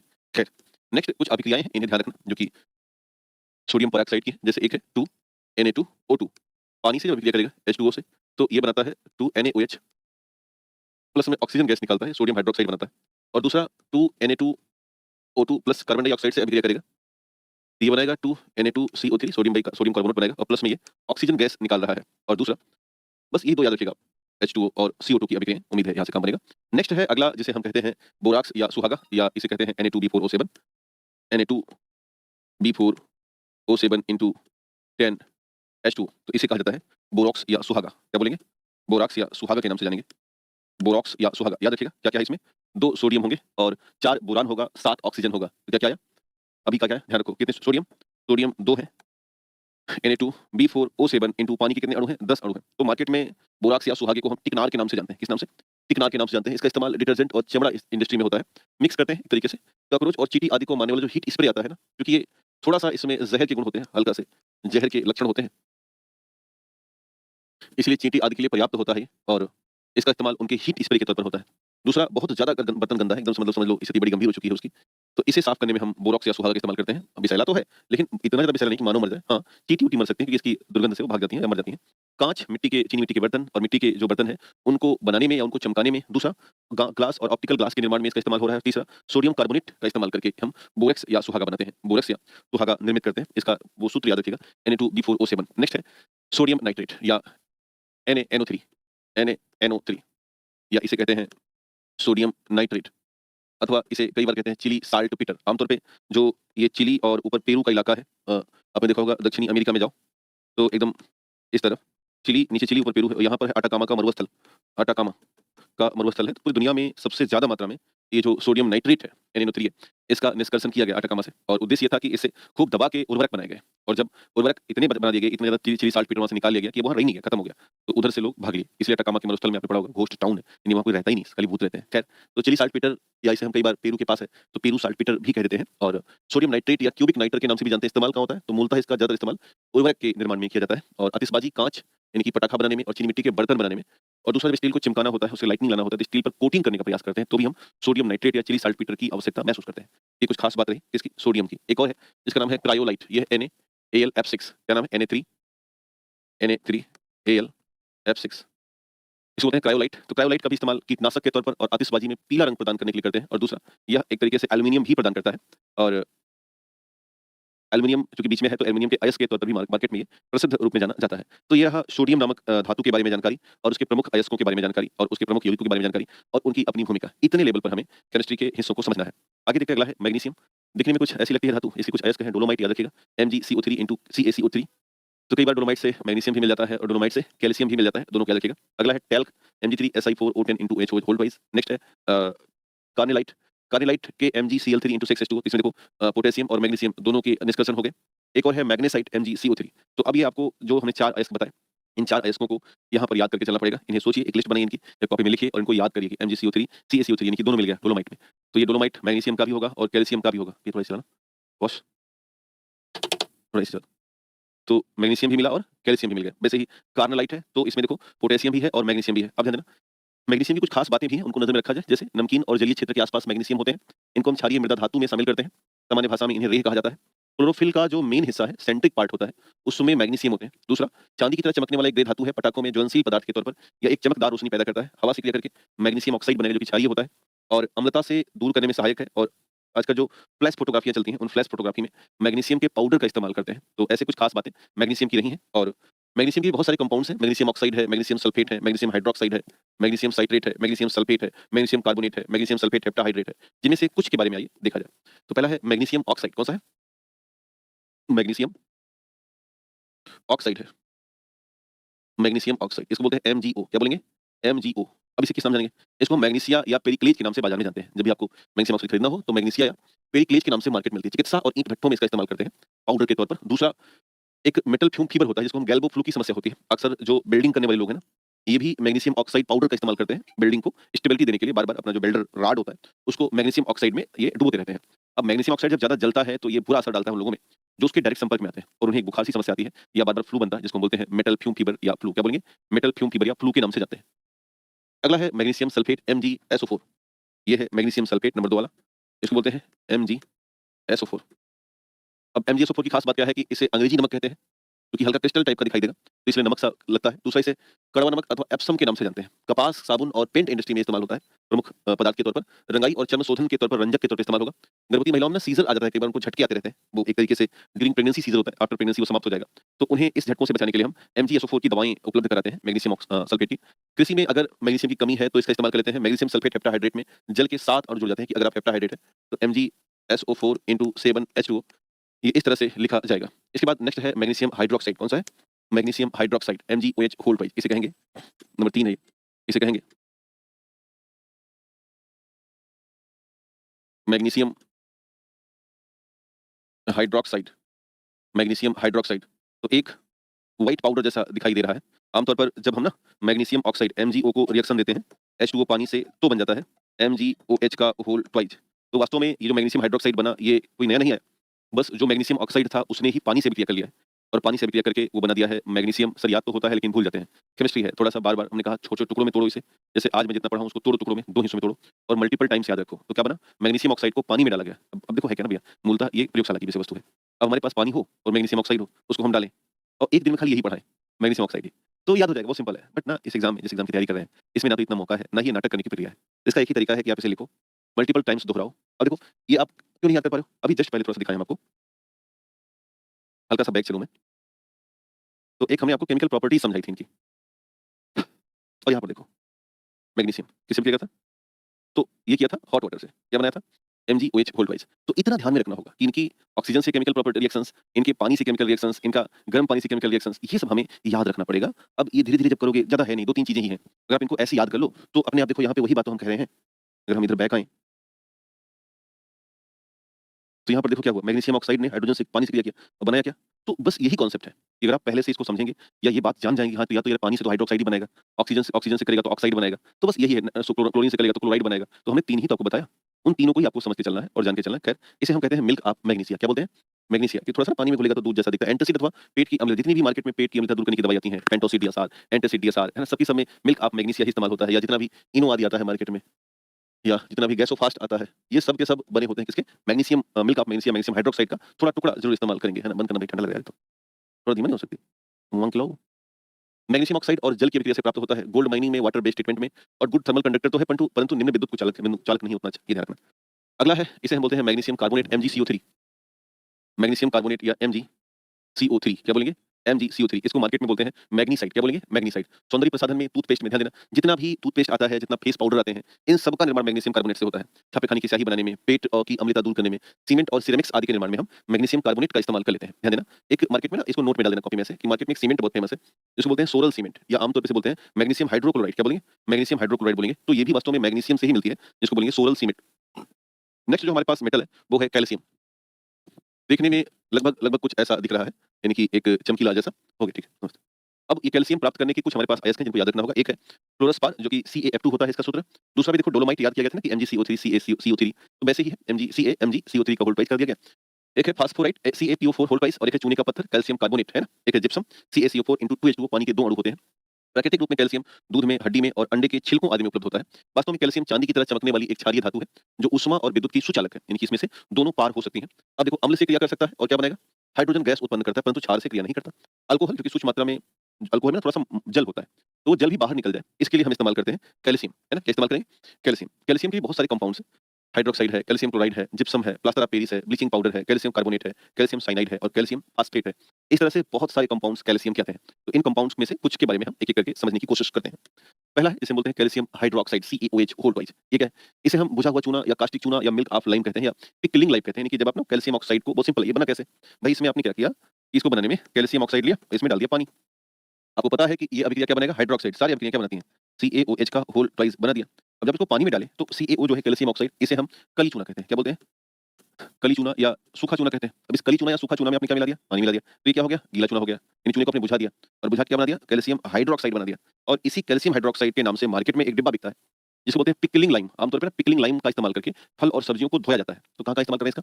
क्योंकि ना कवक रोधी होते हैं, या इनमें फंगस या इनमें बैक्टीरिया अगर लगा हो, आमतौर पे किसी भी पौधे के जो हमें उत्पाद मिल रहे हैं, फल और सब्जियाँ मिल रही हैं ना, उनमें बैक्टीरिया की तुलना में फंगस का संक्रमण ज़्यादा होता है। तो सीधे आके खा लेंगे तो दिक्कत होगा। अगर इसे थोड़ा पिकलिंग लाइम में धो लें तो ये कवकनाशी है ना, फंगीसाइड्स होते हैं। तो उसे बर्बाद कर दें, धो के कुछ देर सुखा लो, रख दो, फिर खाओ। बट वही है, दिल है कि मानता नहीं। अब कहीं से मार्केट से अमरूद आया, अब इस समय अंगूर का सीजन चल रहा है। तो कुछ लोग अंगूर खरीद के बिना धोए या धोएँगे तो एक बार ऐसे पानी में कुल-कुल करके हो गया, साफ हो गया। अब सोचो कि अंगूर के उत्पादन में कितने फंगिसाइड डाले गए होते हैं, तब जाके वो इत्तू से इतना बड़ा होता है। तो उसको क्या करना है? अब अमीरों के यहाँ है भैया ना, अपन लोग इतने गरीब टाइप के लोग हैं ना, कभी-कभी अपना कुछ कर ना पाते। हमारे अंदर इतना रेजिस्टेंस डेवलप हो गया है कि अंगूर बिना धोए हम खा सकते हैं। मैं खुद की बात कर रहा हूँ, मैं स्वयं भी खा सकता हूँ। क्योंकि अंदर में कवकनाशी हम खुद लेके चल रहे हैं। है ना, लाइसोजाइम एंजाइम ना जी हमारी उसमें लार में है, तो सीधे कवक को मार देता है। लेकिन जो अमीर लोग होते हैं ना भैया, अमीरों में कवकनाशी लाना पड़ता है बाहर से, उनको पिकलिंग लाइन रखनी क्योंकि उनको इतना अमीर हो चुके हैं, कि उनका लाइसोजाइम एंजाइम भी बहुत अमीर हो चुका है। बट वही कहानी है। इधर ना ऐसे थोड़ा अंगुली हल्का-हल्का ऐसे साफ की, इधर मार के साफ हो गया। हमने गाँव में इतनी जामुन खाई है ना नीचे जमीन की फटी हुई। उसमें लिटरली दिखता था कि मिट्टी है, बट कोई दिक्कत नहीं, ऐसे हल्का-हल्का मारे साफ हो गया, खा लिया। रीज़न कि हमारे अंदर रेजिस्टेंस पावर है, हमारे अंदर रेजिस्टेंस पावर बनी हुई है। बट जैसे ही हम अपने आप को पैक कर लेंगे, अमीर बनने का दुस्साहस कर लेंगे, वैसे ही रेजिस्टेंस पावर लगभग गायब हो जाती है। तो वही कहानी है। खैर इसका इस्तेमाल हम करते हैं शीशा बनाने में, यानी कि ग्लास। पोर्टलैंड सीमेंट में इसको मिक्स कर देते हैं और कास्टिक सोडा और मकान में जो सफेदी करते हैं ना, चूना-वूना लगाते हैं, तो वो चूना और दूसरा ये जो बुझा हुआ चूना है, तो इसको पान-वान पत्ते पे खा सकते हैं। है ना? ये तमाम बातें। तो लिखा है ना कि भई चूनों में क्या होता है? देखा है विनोद? विनोद बता रहे हैं भैया ना, चूने में होता है कैल्शियम ऑक्साइड प्लस पानी बनाया गया बुझा हुआ चूना। एक एक्सोथर्मिक रिएक्शन होता है। यानी ये जो चूना रगड़ते हैं ना, व्हाइट कलर का चूना आता है, तम्बाकू वाला चूना, वो यही होता है। कैल्शियम कौन-सा? हाइड्रोक्साइड। तो चूना में क्या है? ये है CaOH का वोल्टोइड, यानी कि बुझा चूना। बुझा हुआ चूना है, बुझा हुआ चूना है। खैर, नेक्स्ट है कुछ इसकी बातें, यानी कि कैल्शियम हाइड्रॉक्साइड कुछ बातें, जैसे कि शुष्क बुझे चूने पर क्लोरीन गैस जब प्रवाहित करते हैं तो हमें क्या मिलेगा? विरंजक चूर्ण मिलता है। याद रखिएगा कि एक साल्केट लाइम है और प्लस में यानी कि बुझा हुआ चूना था, उसको हमने हल्का सा क्या किया, फिर से शुष्क या साफ उनको हमने ड्राई कर लिया और उसको हमने रिएक्शन दिया क्लोरीन से, तो बन गया CaOCl2। ये कहलाता है ब्लीचिंग पाउडर, है ना? आमतौर पे एक विधि है ना, इसे बोलते हैं हेक्सेन क्लेवर विधि। क्या बोलते हैं? इसे बनाने की एक विधि होती है जिसे कहा जाता है हेक्सेन क्लेवर विधि। और हेक्सेन क्लेवर विधि से हम बना रहे हैं ब्लीचिंग पाउडर। ब्लीचिंग पाउडर को ही हम विरंजक चूर्ण कहते हैं। ब्लीचिंग पाउडर को ही हम विरंजक चूर्ण कहते हैं और इसे हम कैल्शियम हाइपोक्लोराइड के नाम से जानते हैं। ये प्रसिद्ध कीटाणुनाशी है जो कि जल के संक्रमण को ठीक करता है। इसलिए जब भी जो सप्लाई का पानी आता है ना, उसमें थोड़ा-थोड़ा ब्लीचिंग पाउडर डाल के हमें देते हैं। यह कपड़े और कागज में ब्लीच का काम करता है। हेक्सेन क्लेवर विधि से इंडस्ट्रियल रूप में ब्लीचिंग पाउडर बनाई जाती है। विनोद दिखाने के लिए देखने के लिए, ठीक। अगला है कैल्शियम क्लोराइड, CaCl2। क्या है? कैल्शियम क्लोराइड है जिसको हम CaCl2 कहते हैं। सड़कों पर कैल्शियम क्लोराइड का छिड़काव करके अत्यंत शुष्क मौसम में उसे हल्का गीला करते हैं। ये मिश्रण में इस्तेमाल करते हैं और अगर हमें फोर्सली वोमिटिंग करानी है, कई बार लोग जहर वहर खा लेता है ना, तो उल्टी करा दो तो कम हो जाए उसका प्रभाव। तो उसके लिए दूसरा, कंक्रीट में मजबूती प्रदान करने के लिए कैल्शियम क्लोराइड का इस्तेमाल करते हैं। रिएक्शंस है कैल्शियम क्लोराइड सोडियम बाइकार्बोनेट से किया करता है, तो sodium carbonate, sodium chloride, water और कार्बन डाइऑक्साइड देता है। मन करे तो लिखिएगा भाई, आपकी मर्जी। अगला है जिप्सम, इसे बोलते हैं CaSO4, CaSO4 और पानी का 2 अणु है, 2H2O है ना? और इसके आगे बढ़ेंगे तो प्लास्टर ऑफ पेरिस मिलेगा। ठीक, ऐसा ही कुछ एक पत्थर जैसी रचनाएँ होती हैं जिप्सम की। इसको हम बोलते हैं कैल्शियम सल्फेट डाइहाइड्रेट के नाम से। मॉडल और मूर्तिकला बनाने में, दूसरा प्लास्टर ऑफ पेरिस बनाने में, यानी कि CaSO4 इंटू हाफ H2O को बोलते हैं प्लास्टर ऑफ पेरिस, जिसका इस्तेमाल करके हम बहुत सी चीज़ें बनाते हैं, जैसे कि मूर्ति बना लिए, ऊपर जो पीओपी लगता है, छतों के ऊपर डिज़ाइन विज़ाइन बन जाती है ना, छतों के नीचे, उससे बनाते हैं। ये जो हाथ टूटने के बाद प्लास्टर बनवाते हैं, वो सब प्लास्टर ऑफ पेरिस से होते हैं। सीमेंट को जल्दी सख्त होने से रोकता है, यानी सीमेंट कुछ दिन तक ठीक-ठाक रहे, जमे ना, उसके जमने की दर को धीमा करने के लिए हम मात्र 3 से 5% जिप्सम इसमें मिलाते हैं, जिससे कि सीमेंट ठीक-ठाक बनी रहे। ध्यान देना, जिप्सम को अगर हम गर्म करेंगे, तो उसका पानी उड़ा देंगे, तो बन जाएगा प्लास्टर ऑफ पेरिस। क्या बन जाएगा? प्लास्टर ऑफ पेरिस, यानी कि CaSO4 इंटू हाफ H2O। इसका इस्तेमाल कहाँ करते हैं? एक तो देखो यार पीओपीज़ बनती हैं, छतों पर इस तरह के डिज़ाइन बनाते हैं। दूसरा, इन भाई साहब को पूरी शरीर में देखो प्लास्टर चढ़ गया है, इसे बनाने में। तीसरा, दाँतों की डिज़ाइन बनाने में, दाँत वाँत बनवाना हो तो पीओपी की डिज़ाइन बना लेते हैं। तीसरा, मूर्ति कला के विकास में भी हम प्लास्टर ऑफ पेरिस की उपयोगिता देख पाते हैं। प्लास्टर ऑफ पेरिस की उपयोगिता। नेक्स्ट है कैल्शियम कार्बोनेट, इसे कहते हैं बुझा हुआ चूना। क्या बोलते हैं? सॉरी, चूने का पत्थर। क्या बोलेंगे? चूने का पत्थर कहते हैं। आमतौर पर जो संगमरमर होते हैं ना, वही होते हैं कैल्शियम कार्बोनेट। क्या होते हैं? कैल्शियम कार्बोनेट के तौर पर इन्हें हम मानते हैं। ये चूने के पत्थर कहलाते हैं। तो अंडे के छिलके पर, खड़िया में, संगमरमर में, मोती में और शंख आदि में जो रचनाएँ होती हैं, वो कैल्शियम कार्बोनेट की हैं। जिन पत्थरों में कैल्शियम कार्बोनेट होता है, उसे हम कैलकेरियस कहते हैं। आजकल देखो ना बड़ा प्रसिद्ध हुआ क्या शायद वहाँ पे राजस्थान में है ना, तो कहीं पर उसकी जो स्लरी है, उसे यानी कि जो संगमरमर काटते हैं, तो उसमें जो बारूद बुरादा आता है, उसकी ना ढेर सारी स्लरी निकलती है। तो उसको कहीं पर ले जाके डंप कर दिए हैं, पूरा इलाका बड़ा-सा, और बीच में पानी-वानी भर दिए हैं और पानी भर के अब वहाँ टूरिस्ट जा रहे हैं। ऐसा लग रहा है जैसे कोई बर्फ पड़ गई हो। अब उसको लोग कह रहे हैं कि ये स्विट्ज़रलैंड है, राजस्थान का स्विट्ज़रलैंड, मतलब पागलों की दुनिया बसती है ना धरती पर। तो वास्तव में वो स्लरी है कैल्शियम कार्बोनेट की, जो कि बहुत छोटे-छोटे माइक्रो कण होते हैं। वहाँ अगर आप जा रहे हैं घूमने के लिए, तो वो बीमार कर सकता है। बट दुनिया है। इसका बुरादा है कैल्शियम कार्बोनेट का, जिसको हम 1-2 नहीं, कई हज़ार टन बुरादे हैं वो। क्योंकि पूरी दुनिया में संगमरमर सप्लाई हो रहा है ना, हाँ, स्नोफॉल जैसा लग रहा है। बीबीसी ने कवर किया है। अभी आप देखना बीबीसी के शॉर्ट्स पे जाके, तो वहाँ दिखेगा। तो वो यही है, कैल्शियम कार्बोनेट है। सीमेंट निर्माण में, दीवार की सफेदी करने में और ब्लैक बोर्ड से लिखना जो चाक आता है, उनमें, डायपर बनाने में, गैस की दवाई बनाने में कैल्शियम कार्बोनेट का इस्तेमाल करते हैं। मृदा की अम्लता को दूर करने में इस्तेमाल करते हैं। स्विमिंग पूल के पीएच मान को बनाए रखने में भी हम कैल्शियम कार्बोनेट का बुरादा इस्तेमाल कर लेते हैं। अब देखो, ये जो कैल्शियम कार्बोनेट है ना, जब ये कार्बन डाइऑक्साइड से अभिक्रिया करता है, तो बनाता है कैल्शियम हाइड्रॉक्साइड। ऐसे समझना कि आपने कैल्शियम ऑक्साइड लिया, पानी से अभिक्रिया करा दी, तो क्या मिला? CaOH होल ट्वाइस मिल गया, कैल्शियम हाइड्रॉक्साइड। फिर इसको अभिक्रिया करके किससे? CO2 से, फिर क्या मिलेगा? CaCO3 मिल जाएगा, प्लस में पानी अलग हो जाएगा। तो ये जो है संगमरमर, यहाँ से बना है प्रिय मुमताज जी, है ना? तो ये हैं भैया मुगल कालीन शासक हैं। आई थिंक किसने बनाया था ताजमहल? शाहजहाँ ने बनाया। तो उनकी पत्नी है मुमताज। तो उनको बताया गया कि प्रिय Mumtaz ji, the reaction is calcium oxide when react to the water, it form the calcium hydroxide, and calcium hydroxide when react to the carbon dioxide gas. Then we obtain the calcium carbonate, and the calcium carbonate is a basic chemical structure of the संगमरमर. और आपका जो ये कब्र बना है वो इसी संगमरमर का बना है जो हम आपको समझा रहे हैं. खैर ऐसे ही कॉन्सेप्ट होता है ना. नेक्स्ट है कैल्शियम फास्फेट Ca3PO4 का होल ट्वाइस. यह एक सफेद और पोषण क्षमता से युक्त का यौगिक है. ये आमतौर पर हमारी हड्डी, हमारे दांत की इनेमल की परत और दूध में पाया जाता है. टूथपेस्ट के निर्माण में और गुर्दे की पत्थरी में भी ये होता है और मुख्य तौर पर कैल्शियम ऑक्सलेट होता है. लेकिन हाँ, अगर वो नहीं है तो ये भी होगा. अगला है कैल्शियम साइनामाइड या नाइट्रोलिम. इसे also major compound of the calcium need to fertiliser manufacturing and urea in steel industry. इसका इस्तेमाल हम फर्टिलाइजर, यूरिया और स्टील इंडस्ट्री में करते हैं. नेक्स्ट जो हमारे पास धातु है वो है एल्यूमिनियम. Al से होता है एल्यूमिनियम. कहाँ-कहाँ से हासिल करेंगे इसको? इसके कुछ अयस्क हैं, इनको याद रखिएगा. कौन-कौन से हैं? एक है बॉक्साइट Al2O3 * 2H2O, इसे बॉक्साइट कहेंगे. एक कोरंडम है Al2O3, एक है डायस्पोर Al2O3 * H2O, फेल्सपोर है, क्रायोलाइट है ना? और एलुनाइट है और कार्नेलाइट है. ऐसे बहुत सारे हमारे पास अयस्क हैं जो कि एल्यूमिनियम प्रदान करते हैं. इनको नोट डाउन कीजिएगा. कुछ खास बातें हैं. अर्थ क्रस्ट में पाया जाने वाला सबसे अधिक मात्रा का धातु तत्व है. बॉक्साइट को हम हाइड्रेटेड एल्यूमिना भी कहते हैं, इसमें थोड़ा सा पानी होता है. चांदी जैसा चमकीली धातु है, अम्लीय प्रकृति है, सामान्य इसका विषैला व्यवहार है, अच्छा नहीं होता है ये. विद्युत तार और खाद्य फॉइल के लपेटने में और घरेलू बर्तन आदि के बनाने में इसका इस्तेमाल करते हैं. फिर भी इनके बर्तनों में खाना पकाने से बचना चाहिए. एल्यूमिनियम के प्रमुख अयस्क हैं, यौगिक हैं, जिनमें से एक है पोटास एलम, एक फिटकरी, एक एल्यूमिनियम सल्फेट है और एक एल्यूमिना करके आता है. जिनमें से पहला बड़ा फेमस है जिसको हम पोटास एलम या फिटकरी कहते हैं. K2SO4 * Al2SO4 whole 24H2O. K2SO4 * Al2SO4 का होल थ्राइस * 24H2O. तो ये वास्तव में किसी पोटास एलम या किसी फिटकरी का सूत्र है. इसे हम द्विक लवण भी कहते हैं. रक्त के स्कंदन के लिए जब कभी ब्लीडिंग आ जाए तो उसको ऐसे रगड़ देते हैं, फिटकरी लगा देंगे. कई बार सेविंग्स के बाद हम फिटकरी रगड़ते हैं, जैसे कि कहीं अगर कट सट हो. पहले के जमाने में ना ये जिलेट गार्ड वगैरह नहीं आते थे, तो सिंपल वो आता था बेसिकली एक रेजर आता था, उसी से आदमी दाढ़ी बनाता था. तो कई बार ना वो अपने एंगल पे मुड़ता ना था. जब मुड़ता ना था तो फिर कई बार कट्स लग जाते थे. आजकल तो जिलेट गार्ड एंगल पे चलते हैं, उनकी उतनी आवश्यकता नहीं होती है. फिर भी लोग इसका इस्तेमाल किया करते थे. खैर, ये पानी में तीव्र घुलनशील होते हैं और जलीय विलयन में अम्लीय बन जाते हैं. ये आमतौर पर कुल 3 आयन प्रदान करते हैं. एक तो पोटेशियम, एक एल्यूमिनियम और एक सल्फेट. 3 आयन देते हैं. चिकित्सा और चमड़ा व्यवसाय में ये बहुत उपयोगी होते हैं. अगला है एल्यूमिनियम सल्फेट Al2SO4 का होल थ्राइस. इसे हम हेयर सल्ट अथवा केक एलम या पेपर मेकर एलम के तौर पर जानते हैं और इसे हम आमतौर पर फिल्टर एलम ही कहते हैं. फिटकरी और फ्लिंट कांच के निर्माण में और वाटर ट्रीटमेंट और कपड़े आदि की रंगाई में इनका इस्तेमाल किया जाता है. एक और ध्यान देना, जो बहुमूल रत्न नीलम होता है ना, Al2O3 होता है वो, है ना. नीलम इस तरह से दिखाई देंगे. नीलम बड़ा चमकता रहता है, ब्लू ब्लू कलर का. लोग अक्सर अंगूठी में या पेंडेंट में या हार आदि बनाने में नीलम धारण करते हैं, है ना. इसका अपना एक पूरा व्यापार है ना. पूरा बहुमूल रत्न का अपना एक जेम्स व्यापार बोलते हैं इसको. जेम्स इंडस्ट्री है इसकी, बहुत महंगा आता है. तो एल्यूमिना या एल्यूमिनियम ऑक्साइड के नाम से जानते हैं और इसे हम एल्यूमिनियम अयस्क के रूप में भी जानते हैं. एल्यूमिनियम अयस्क के रूप में भी जानते हैं.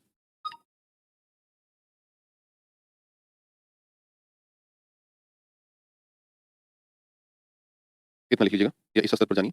मतलब कभी आप जेम्स इंडस्ट्री की तरफ देखोगे तो इसके बारे में अक्सर चीजें आती रहती हैं. खैर, नेक्स्ट है धातु, इसका नाम है लेड या सीसा कहते हैं. लेड या सीसा कहाँ-कहाँ से मिलेगा? इसके अयस्क हैं गैलेना, पीबीएस और दूसरा है सीरूसाइट. कौन से? सीरूसाइट, PbCO3 निकलेट कार्बोनेट. इसको हम सीरूसाइट के नाम से जानते हैं. सीरूसाइट के नाम से जानते हैं, इसे ध्यान रखिएगा. अब है कि लेड सबसे ज़्यादा अस्थायी तत्व होता है. 82 नंबर इसका एटॉमिक नंबर है और बच्चों के लिए विषैला है. शुष्क वायु से प्रतिक्रिया नहीं करता परंतु आर्द्र वायु से हाइड्रोक्साइड और कार्बोनेट की परत बनाता है. लेड रासायनिक मिश्र धातु से गोली बनती है और शीशा आधारित पेंट अधिक विषाक्त हो चुके हैं. देखो जितने भी पेंट आदि बनते हैं ना आजकल, उसमें शीशा इस्तेमाल होता है. इसलिए पेंट ज़्यादा अगर अभी ताज़ा हुआ है घर की पेंटिंग, तो वो ना कई बार बेहोशी ला सकती है या कई बार सांस फूलने की दिक्कत लाती है.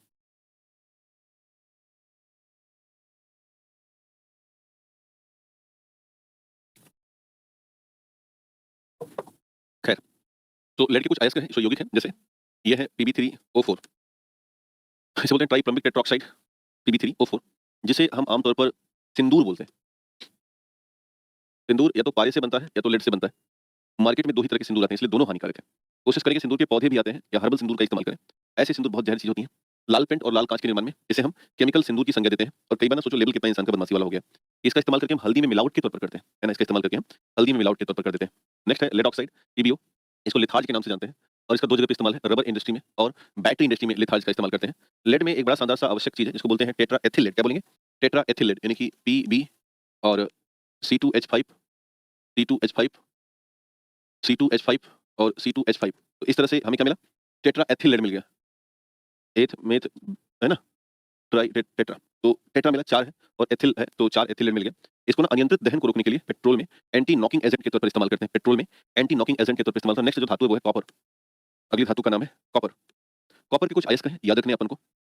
क्या-क्या? एक है एरेंजाइट Cu3AsS4. एजुराइट है, बहुत फेमस होगा, याद रखिएगा. Copper CuCO whole twice OH whole twice. Cuprite है Cu2O. मेलेसाइट है CuCO3 CuOH whole twice. Copper pyrite है, कैल्साइट है और चैल्कोपायराइट है और कोबेलाइट है. इतने सारे हैं, इनमें से कोई एक आपके एग्जाम में आ सकता है, आप ध्यान रखिएगा इनको. कुछ खास बातें इनकी कॉपर से कुछ हमारे पास कंपाउंड है इनके यौगिक हैं, जैसे कि क्यूप्रिक सल्फेट दिखने में हल्का नीले रंग का दिख रहा है, इसलिए इसको क्या बोलेंगे? नीला थोथा या नीला कसीस बोल देते हैं. इसमें पानी के 5 अणु भी होते हैं. कीटाणुनाशी होता है, विद्युत लेपन और विषाक्त होता है. निर्जल कॉपर सल्फेट से जल परीक्षण करने का प्रयास करते हैं. लोहे की कील कॉपर सल्फेट के घोल में विस्थापन प्रतिक्रिया देकर के भूरे में बदल जाती है. प्रोटीन की उपस्थिति का पता लगाना, पानी में मौजूद शैवालों के नियंत्रण में हालाँकि मछलियों के लिए कॉपर सल्फेट उतने अच्छे नहीं होते, कई बार हमें नुकसान भी कर देते हैं। नेक्स्ट है वही क्यूप्रिक सल्फेट अंग्रेजी भाषा में। नेक्स्ट है कॉपर ऑक्साइड CuO2, ध्यान देना।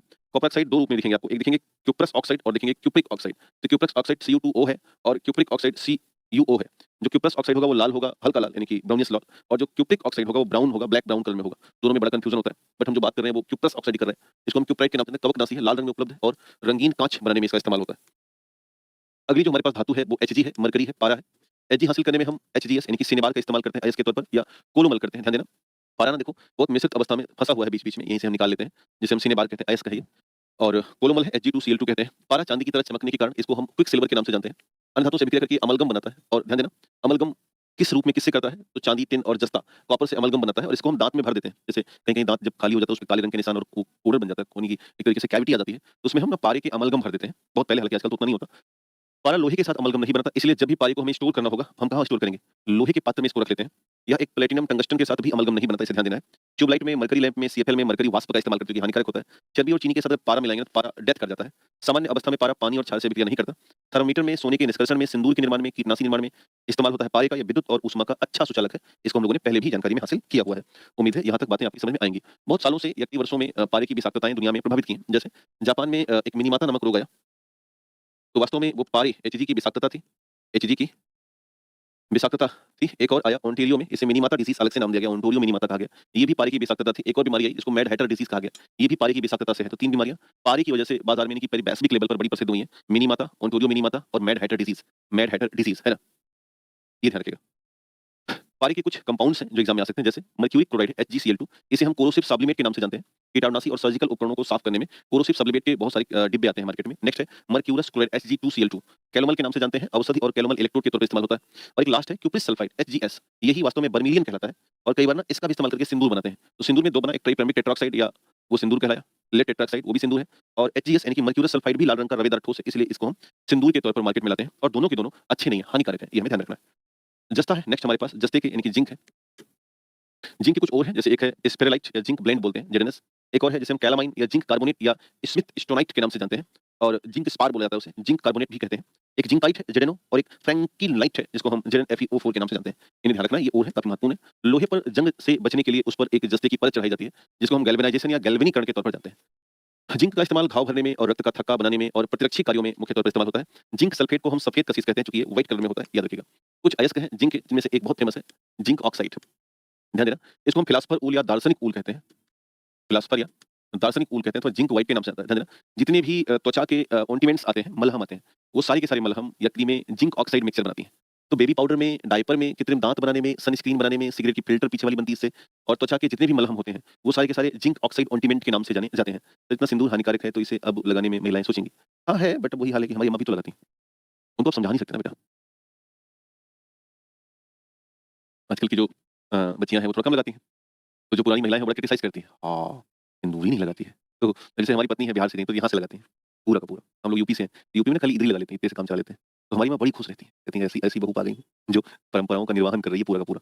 तो ऐसे ही है। अब बस प्रयास ये है कि हर्बल सिंदूर भी मार्केट में आने लगे हैं आजकल, थोड़े महंगे आते हैं, तो उनका इस्तेमाल कर लें, बस इतनी कहानी है। सिंदूर का पौधा भी आता है, उससे ना हर्बल सिंदूर बनाए जाते हैं, तो तो उसका इस्तेमाल करें।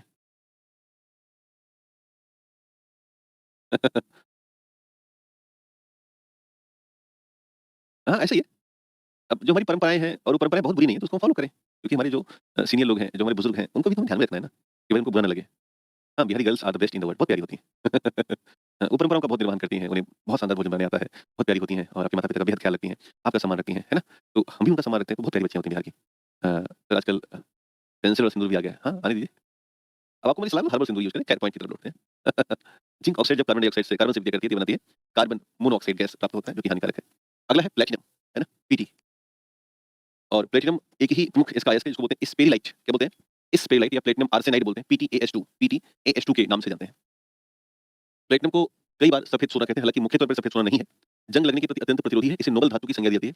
सोने की तुलना में अत्यधिक तन्य है, और परंतु आघात बढ़ने की, सोने की तुलना में लंबा तार तो बना लेगा, लेकिन इसको पीट पीट करके पतली चादरें नहीं बना सकते। प्लेटिनम की आजकल वो आते हैं, ज्वेलरीज आती हैं, इसकी शुद्धता प्रतिशत मापते हैं, और प्रकृति में मूल अवस्था में पाया जाता है, और उत्प्रेरक के तौर पर इसका इस्तेमाल करते हैं प्लेटिनम को। ये तो सवाल आता है बीपीएससी में, एंटी कैंसर मेडिसिन बनाते हैं इससे, कैंसर की दवा को, कैंसर को ठीक करने में इस्तेमाल करती हैं। बुलियन धातु के तौर पर सोना और चांदी ही आते हैं, प्लेटिनम इसका हिस्सा नहीं है, याद रखिएगा। और महँगी धातु का इस्तेमाल करते हैं, महँगी फाउंटेन पेन का जो निब बनता है, वो भी प्लैटिनम से ही बनता है। नेक्स्ट एक धातु है, जिसको हम चांदी बोलते हैं, ध्यान देना। जो चांदी है उसको उसको हम उसकी सूता को टंच मापते हैं, किसमें? इसको हम टंच के नाम से मापते हैं। और मार्केट में ना जो अस्टर्लिंग जो मार्केट में जो हमें चांदी के ज्वेलरीज़ मिलती हैं, ये बनी होती हैं अस्टर्लिंग सिल्वर से। किससे बनी है? अस्टर्लिंग सिल्वर से बनी होती हैं। तो इनके अयस्क हैं रूबी सिल्वर या पायरोजाइराइट, और एक है हॉर्न सिल्वर, अर्जेंटाइट है ना? जो कि मेन ओर है। इसको हम सिल्वर गैलेना अथवा सिल्वर सल्फाइड के भी नाम से जानते हैं। कम अभिक्रियाशील होने के कारण ये स्वतंत्र और संयुक्त दोनों में मिल जाती हैं। छाल से अभिक्रिया नहीं करती हैं। चांदी के चम्मच या चांदी के बर्तन में अंडा अभिक्रिया करके सिल्वर सल्फाइड बना देता है। अतः कई बार मना करते हैं कि इतना भी अमीर मत बन जाओ कि चांदी के चम्मच से अंडा खाना शुरू कर दो, अच्छा नहीं होता। आभूषण और सिक्के बनते हैं। चांदी की औषधि भी बनती है, खास करके रोग प्रतिरोधी क्षमता होती है, ध्यान देना। सिल्वर में ये गुण होता है जिसको बोलते हैं एंटी फंगल, अथवा इनमें एंटी बैक्टीरियल पावर होती है। इनमें एंटी फंगल या एंटी बैक्टीरियल होता है। सिल्वर वर्क का उपयोग करके मिठाई और अन्य खाद्य पदार्थों में इस्तेमाल करते हैं। कृत्रिम वर्षा में हम सिल्वर आयोडाइड का उपयोग करते हैं। आजकल ना लोग बिल गेट्स को पकड़ के मारना शुरू कर रहे हैं, सिल्वर कह रहे हैं कि कृत्रिम वर्षा करा रहा है। मतलब दुनिया में चलने लगा तो चल गया इतना तेज। जर्मन सिल्वर को निकेल सिल्वर भी कहते हैं, और यह सिल्वर का अयस्क नाम के एक अलग मिश्र धातु, याद रखिएगा। वायु में उपस्थिति सल्फर सिल्वर से क्रिया करके सिल्वर सल्फाइड बनाता है और चांदी को काला कर देता है। चांदी कुछ महत्वपूर्ण कंपाउंड्स हैं। एक है सिल्वर नाइट्रेट। क्या है? सिल्वर नाइट्रेट है, और इसे रंगीन बोतलों में रखते हैं सिल्वर नाइट्रेट को। इसका इस्तेमाल करके ना बोट वाली स्याही बनाते हैं, हेयर डाई और खिजाब बनाते हैं। लेड कोटिंग और लैब में अभिक्रमक के तौर पर और लुनार कॉस्टिक के तौर पर जाना जाता है। नेक्स्ट है silver iodide. Silver iodide AgI। इसका इस्तेमाल करके कृत्रिम वर्षा कराते हैं, क्लाउड सीडिंग करा लेते हैं। और वहां से जी ये वीडियो पोर्ट्रेट पर क्यों नहीं हो रहा है मुझे नहीं पता, क्यों नहीं हो रहा है। सर कुछ देर का ब्रेक दे दीजिए। हाँ दे रहे हैं, थोड़ी देर में 15 मिनट और पढ़ लो, फिर ब्रेक ही दे देंगे। और उच्च संवेदनशील होते हैं ये एंटीसेप्टिक के लिए भी। एक वैज्ञानिक थे विंसेंट जोसेफ स्कैफर, इन्होंने पहली बार कृत्रिम वर्षा प्रक्रिया बनाई थी और संयुक्त अरब अमीरात में पहली बार क्लाउड सीडिंग की थी, है ना? तो दरअसल वो जो है ना इनका बिल गेट्स वाला, वो अलग कॉन्सेप्ट है। बिल गेट्स ने किया है प्रयास, बट जो इस बार वर्षा हो रही है वो ज्योग्राफिकल फिनोमिना है, ऐसा कुछ नहीं है। बट ये लोग तो हैं ही बदमाशी कर रहे हैं। बिल गेट्स वगैरह दवाई वही बेचने के चक्कर में ना पूरा चाहते हैं सूरज की रोशनी नीचे आ ही ना पाए। बट अभी हाल फिलहाल ऐसा नहीं है, तो पॉइंट ये है। खैर, तो इसमें क्या करते हैं ना कि सिल्वर आयोडाइड रिलीज करते हैं, हवाई जहाज ले जाकर के ऊपर जाकर के silver iodide particles reach to the cloud. Cloud में जब चला जाता है silver iodide aid to the formation of ice crystal बना देते हैं, और फिर वो इतना हैवी हो जाता है कि नीचे आकर के गिरना शुरू हो जाता है। ये ध्यान देना है। खैर, नेक्स्ट है AgCl या सिल्वर क्लोराइड। AgCl या सिल्वर क्लोराइड के नाम से जानते हैं। इसे हार्न सिल्वर अथवा भी कहते हैं। फोटोक्रोमैटिक ग्लास बनाने में और सूर्य के प्रकाश में अपघटित होकर के क्लोरीन में बदल जाता है, इसे ध्यान रखिएगा। अगला है सोना। सोने की कुछ हमारे पास अयस्क हैं। एक है कैल्वेराइट या गोल्ड टेलुराइड AgAuTe2। एक है सिल्वेनाइट या सिल्वर गोल्ड टेलुराइड AgAuTe2। एक है पेटजाइट Ag3AuTe2। तो हमेशा टेलुराइड या टेलुनियम इसके साथ ऐड होता है सोने के साथ। सुनील पाठक भैया, आप ना मत पढ़ो, चले जाओ। क्या कर सकते हैं इसमें? अब इसमें क्या करूं बताओ? सोना खरीदूं और आपके घर भेज दूं, तो आप इसको मानोगे कि आप तब मानोगे कि हम आपको पढ़ा रहे हैं। आपको लिखना अच्छा लगता है कि आप लिख के चले गए। इसमें मेरी कोई भूमिका नहीं है बेटा। अगर मेरी भूमिका होती तो मैं आपको क्या करूं? आपको मैं लिखाऊं, इसको लिखो, ये एक कैल्वेराइट होता है। जो मैं पॉइंट बता रहा हूं ना, वही नोट कर लो, याद कर लो। याद करने की तुम्हारी औकात है नहीं। अभी पूछ लूं आपसे, ये बताओ कि 3-4 अभिक्रियाएं बताओ। मेटल का क्लोरीन से, मेटल का ऑक्सीजन से, मेटल का वाटर से। तो जैसे बिलार जैसा मुंह चिढ़ा के आओगे। तुम लोग अगर ऑफलाइन होते तब समझाते अच्छे से। तो आप हो तो है नहीं सामने। तो ऐसे ना आपको संस्थान ने एक्सेस दे रखा है कमेंट करने का, कर लो जितना करना है। अपना काम जो मैं करके चला जा रहा हूँ। समझने और याद करने की अपनी एक औकात होनी चाहिए ना, वो आप में है नहीं, लिटरली बताएं। तो आप अध्यापक को लेके निकल जाते हो। इसमें मेरा कोई काम नहीं है। इसमें मैं अब क्या बताऊँ? मुझे सोना मैं आपको दिखा नहीं सकता।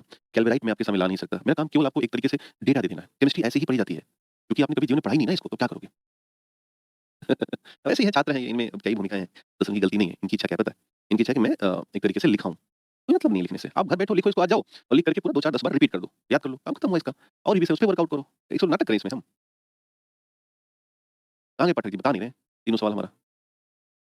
आप पूछिए, जो याद रहेगा वो बता देंगे। क्या हम समझ रहे हैं आप याद करोगे? लेकिन घर बैठ के इसको आपको ही करना है। मेरा कोई रोल नहीं है। मेरा रोल होता, हाँ, मेरा रोल ये है कि मैं इसको आपको लिखा के पढ़ाऊँ। बट उसमें टाइम बहुत लग जाएगा। वो मेरे पास हाल-फिलहाल नहीं है और आपके पास भी नहीं होना चाहिए। ऐसे एग्ज़ाम है जो कि सामने हो। मैं अपनी फाउंडेशन बैच में यही पढ़ा देता हूँ। कारण कि इतना ही आ रहा है। खैर, गोल्ड में जंग नहीं लगता, यह एक तरीके से। अब आपसे कहें कि ये क्या है? गोल्ड में जंग क्यों नहीं लगता? थोड़ी देर पहले हम लोगों ने इसकी अभिक्रियाएँ देखी ना, सबसे नीचे है ये, नीचे है। तो किसी से अभिक्रिया कर ही नहीं रहा है गोल्ड, यानी कि सोना, तो इसमें जंग लगने का कोई कॉन्सेप्ट हो ही नहीं सकता। दूसरा, आभूषण बनाते हैं, दुनिया में सबको पता है। फोटोग्राफी में इसका इस्तेमाल करते हैं, आपको हो सकता है ना पता हो। दवा, ध्यान देना, जितनी भी जेनेटिक मेडिसिन होती हैं या जितनी भी जेनेटिक बीमारियाँ होती हैं, उन बीमारियों को ठीक करने में गोल्ड पार्टिकल्स का इस्तेमाल हो रहा है। तो ये आपको थोड़ा-सा मैंने एक्स्ट्रा बताया, याद करने वाली चीज़ है। दूसरा, बारीक होने पर गोल्ड को जब आप पीस दोगे ना ऐसे इस तरह से, तो ये हल्का काला और बैंगनी रंग का दिखाई देने लगता है। गोल्ड RM 180-98 का उपयोग ट्यूमर के उपचार में। देखो, ट्यूमर का उपचार कहाँ पे होगा? ट्यूमर का उपचार तभी आप कर पाओगे जब आप सेल के लेवल पर जाओगे, और सेल के लेवल पर जाओगे तो जीन के लेवल पर पहुंच जाओगे। तो जब भी हमें कोई ट्यूमर का उपचार करना हो या कोई बहुत अति गंभीर बीमारियां हो, उनके उपचार में गोल्ड का इस्तेमाल होगा। और जब कभी सामान्य उपचार करना हो, जैसे कि कवक का या जैसे कि बैक्टीरियल इन्फेक्शन आ गया है, तो वहां पर हम Ag यानी कि सिल्वर का इस्तेमाल कर लेंगे। अंतरिक्ष यात्रियों के हेलमेट में विकिरण से बचाने के लिए गोल्ड की लेयर लगाई जाती है। और मुराकामी विधि से 1 एटम गोल्ड सीड बनाई जाती है। अभी तक जो सामान्य विधियों की सीड थी, वो सिंगल एटम की नहीं बनती थी, मल्टीपल एटम की बनती थी। लेकिन एक विधि है मुराकामी विधि, कभी खबरों में रही है, जिससे हम सिंगल एटम में सीड बनाने में क्षमता हासिल कर ली है। तो ये आपको ध्यान रखना है। गोल्ड की परचेजिंग में कुछ पॉइंट्स याद रखने होंगे। जैसे अगर आप 24 कैरेट का गोल्ड ले रहे हैं तो कुछ पॉइंट वहाँ पर लिखे रहते हैं। जैसे उसमें लिखा होगा 999 के निशान लगे होंगे। 23 कैरेट का है तो 958 लिखा होगा। 22 कैरेट का है तो 916 लिखा होगा। 18 कैरेट का है तो 749 लिखा होगा। 14 कैरेट का है तो 538 ये नंबरिंग होती है। 24 कैरेट के गोल्ड को हम कहते हैं 100% प्योर, जिससे कि इससे हम ज्वेलरी नहीं बनाते हैं कि इससे ज्वेलरी टूट जाएगी या ज्वेलरी कमजोर रहती है। ज्वेलरी बनाते हैं 75% वाले गोल्ड से, यानी कि 22 कैरेट से शुरू करते हैं। कितना है इसमें गोल्ड? इसमें गोल्ड होता है लगभग 91.67%। तो लगभग 22 और 24 में ज़्यादा अंतर नहीं है, इसलिए लोग 22 कैरेट का ज़्यादा प्रेफ़र करते हैं और 22 कैरेट से ज्वेलरी स्टार्ट हो जाती है। यहीं से ज्वेलरी बनना स्टार्ट हो जाएँगी, जो लेकिन ये जो 22 कैरेट की ज्वेलरी होती है, वो उतनी मजबूत नहीं होती, चमक तो ठीक रहेंगी इनमें, परंतु अगर 22 कैरेट की हल्की ज्वेलरी ले रहे हैं, 1-2 ग्राम की, 3 ग्राम की, तो टूट जाएँगी जल्दी से। ये 18 कैरेट है, इसमें 75% प्योर गोल्ड होता है, बाकी थोड़ा बहुत इसमें कॉपर या एल्यूमीनियम मिक्स कर देते हैं मजबूती के लिए। ये भी एक मजबूत ज्वेलरी बनाने में भूमिका निभाती है। बस एक याद रखिएगा कि इसको ना 18 कैरेट को डिज़ाइन देने में बहुत टफ होता है। इसलिए जब भी आप 18 कैरेट सोना का ज्वेलरी खरीदेंगे, उसका मेकिंग चार्ज बहुत हाई रहेगा, 22%, 23%, कारण ये ना मुड़ता नहीं ठीक से, बहुत टेक्निकली डिज़ाइन बनानी पड़ती है। वैसे ही आप अगर 14 कैरेट का लें तो इसमें टोटल 58.3% गोल्ड होता है, यानी कि आधे से थोड़ा ज़्यादा। इसकी भी ज्वेलरीज़ आती हैं आजकल, तो 9 कैरेट की भी ज्वेलरी आने लगी है, सरकार ने कह दिया है। दूसरा कैरेट वैल्यू निकालते कैसे? कैरेट वैल्यू बटे 24 गुणे 100% कर दो तो परसेंटेज निकल आता है, आपको ऐसे याद रखना है। जब भी आप कभी सोना खरीदें तो कुछ चीज़ें देखें। नंबर 1 है कि उसमें एक बीआईएस मार्क पीछे छपा होगा, उसे देखें। दूसरा, उसमें आपको गोल्ड की शुद्धता के नंबर लिखे गए होंगे और तीसरा आपको ये भी देख लेना है कि उस पर एक 6 अंकों का, कितने? 6 अंकों का एक नंबर होता है, जो कि उसका यूनिक आइडेंटिटी होता है। यूनिक आइडेंटिटी होता है कि एक ही इस नंबर पर एक ही ज्वेलरी बनती है पूरी दुनिया में, और पूरे भारत की बात करें तो। तो ये ध्यान रखना है। अब यहाँ से कुछ भी एक चीज़ पूछ सकते हैं, जो भी आपके एग्ज़ाम में आएगा, आराम से लगा दीजिएगा। नंबरिंग या ज्वेलरी परसेंटेज या इसमें जो यूनिक नंबर है वो कितने होगा, 2, 2, 4, 6 अंकों का होता है और प्योरिटी ऑफ गोल्ड लिखा होगा और बीआईएस का एक हॉल मार्क लगा होगा। तो ये तमाम तरीके हैं जिससे सोना खरीदें। सोने के कुछ हमारे पास कंपाउंड है, यानी कि यूनिक है, जिनमें से एक है आरिक क्लोराइड, है ना? AuCl3 या Au2Cl6। इसका इस्तेमाल करके सांप काटने पर एंटीवेनम इंजेक्शन बनाते हैं और इसे हम गोल्ड ट्राइक्लोराइड के नाम से जानते हैं। बिहार में एक गोल्ड होता है जिसे हम कहते हैं आयरन पाइराइट, FeS2 बोलते हैं, लगभग सोने जैसा दिखाई देगा, है ना? आयरन पाइराइट, बट इसे फाल्स गोल्ड या फूल्स गोल्ड कहते हैं, यानी कि मूर्खों का सोना। आमतौर पे सोना होता नहीं है, बल्कि सोने जैसा दिखाई देता है, ये ध्यान देना। वो बहुत सस्ता है। अगला है आयरन, यानी कि लोहा। लोहे के अयस्क याद रखने होंगे। मैग्नेटाइट है Fe3O4, हेमेटाइट है Fe2O3। इसमें मेरा कोई रोल नहीं है, आपको याद करना है। मैं याद कैसे करा सकता हूँ आपको? केवल लिखा सकता हूँ कि लिमोनाइट है, ये सिडेराइट है और ये जियोथाइट है। अब इसको आपको याद करना पड़ेगा। बैठो, repeat and repeat and repeat करो, बस इतनी भूमिका। दूसरा भूमिका क्या है? हम आपको बताना चाहते हैं कि मेटल कंटेंट कितने कितने है। सबसे बेस्ट क्वालिटी का है मैग्नेटाइट, 72% इसमें लोहा है। फिर है हेमेटाइट 69.9 70% लोहा होता है। जियोथाइट है 62% लोहा है और लिमोनाइट है 55% लोहा होता है, बाकी खराब चीजें होती हैं। और सिडराइट में 48.2% लोहा होता है। ये जो मैग्नेटाइट है और हेमेटाइट है, भारत में दो ज्यादा होते हैं, मैग्नेटाइट और हेमेटाइट, यानी कि 72% वाले और लगभग 70% वाले।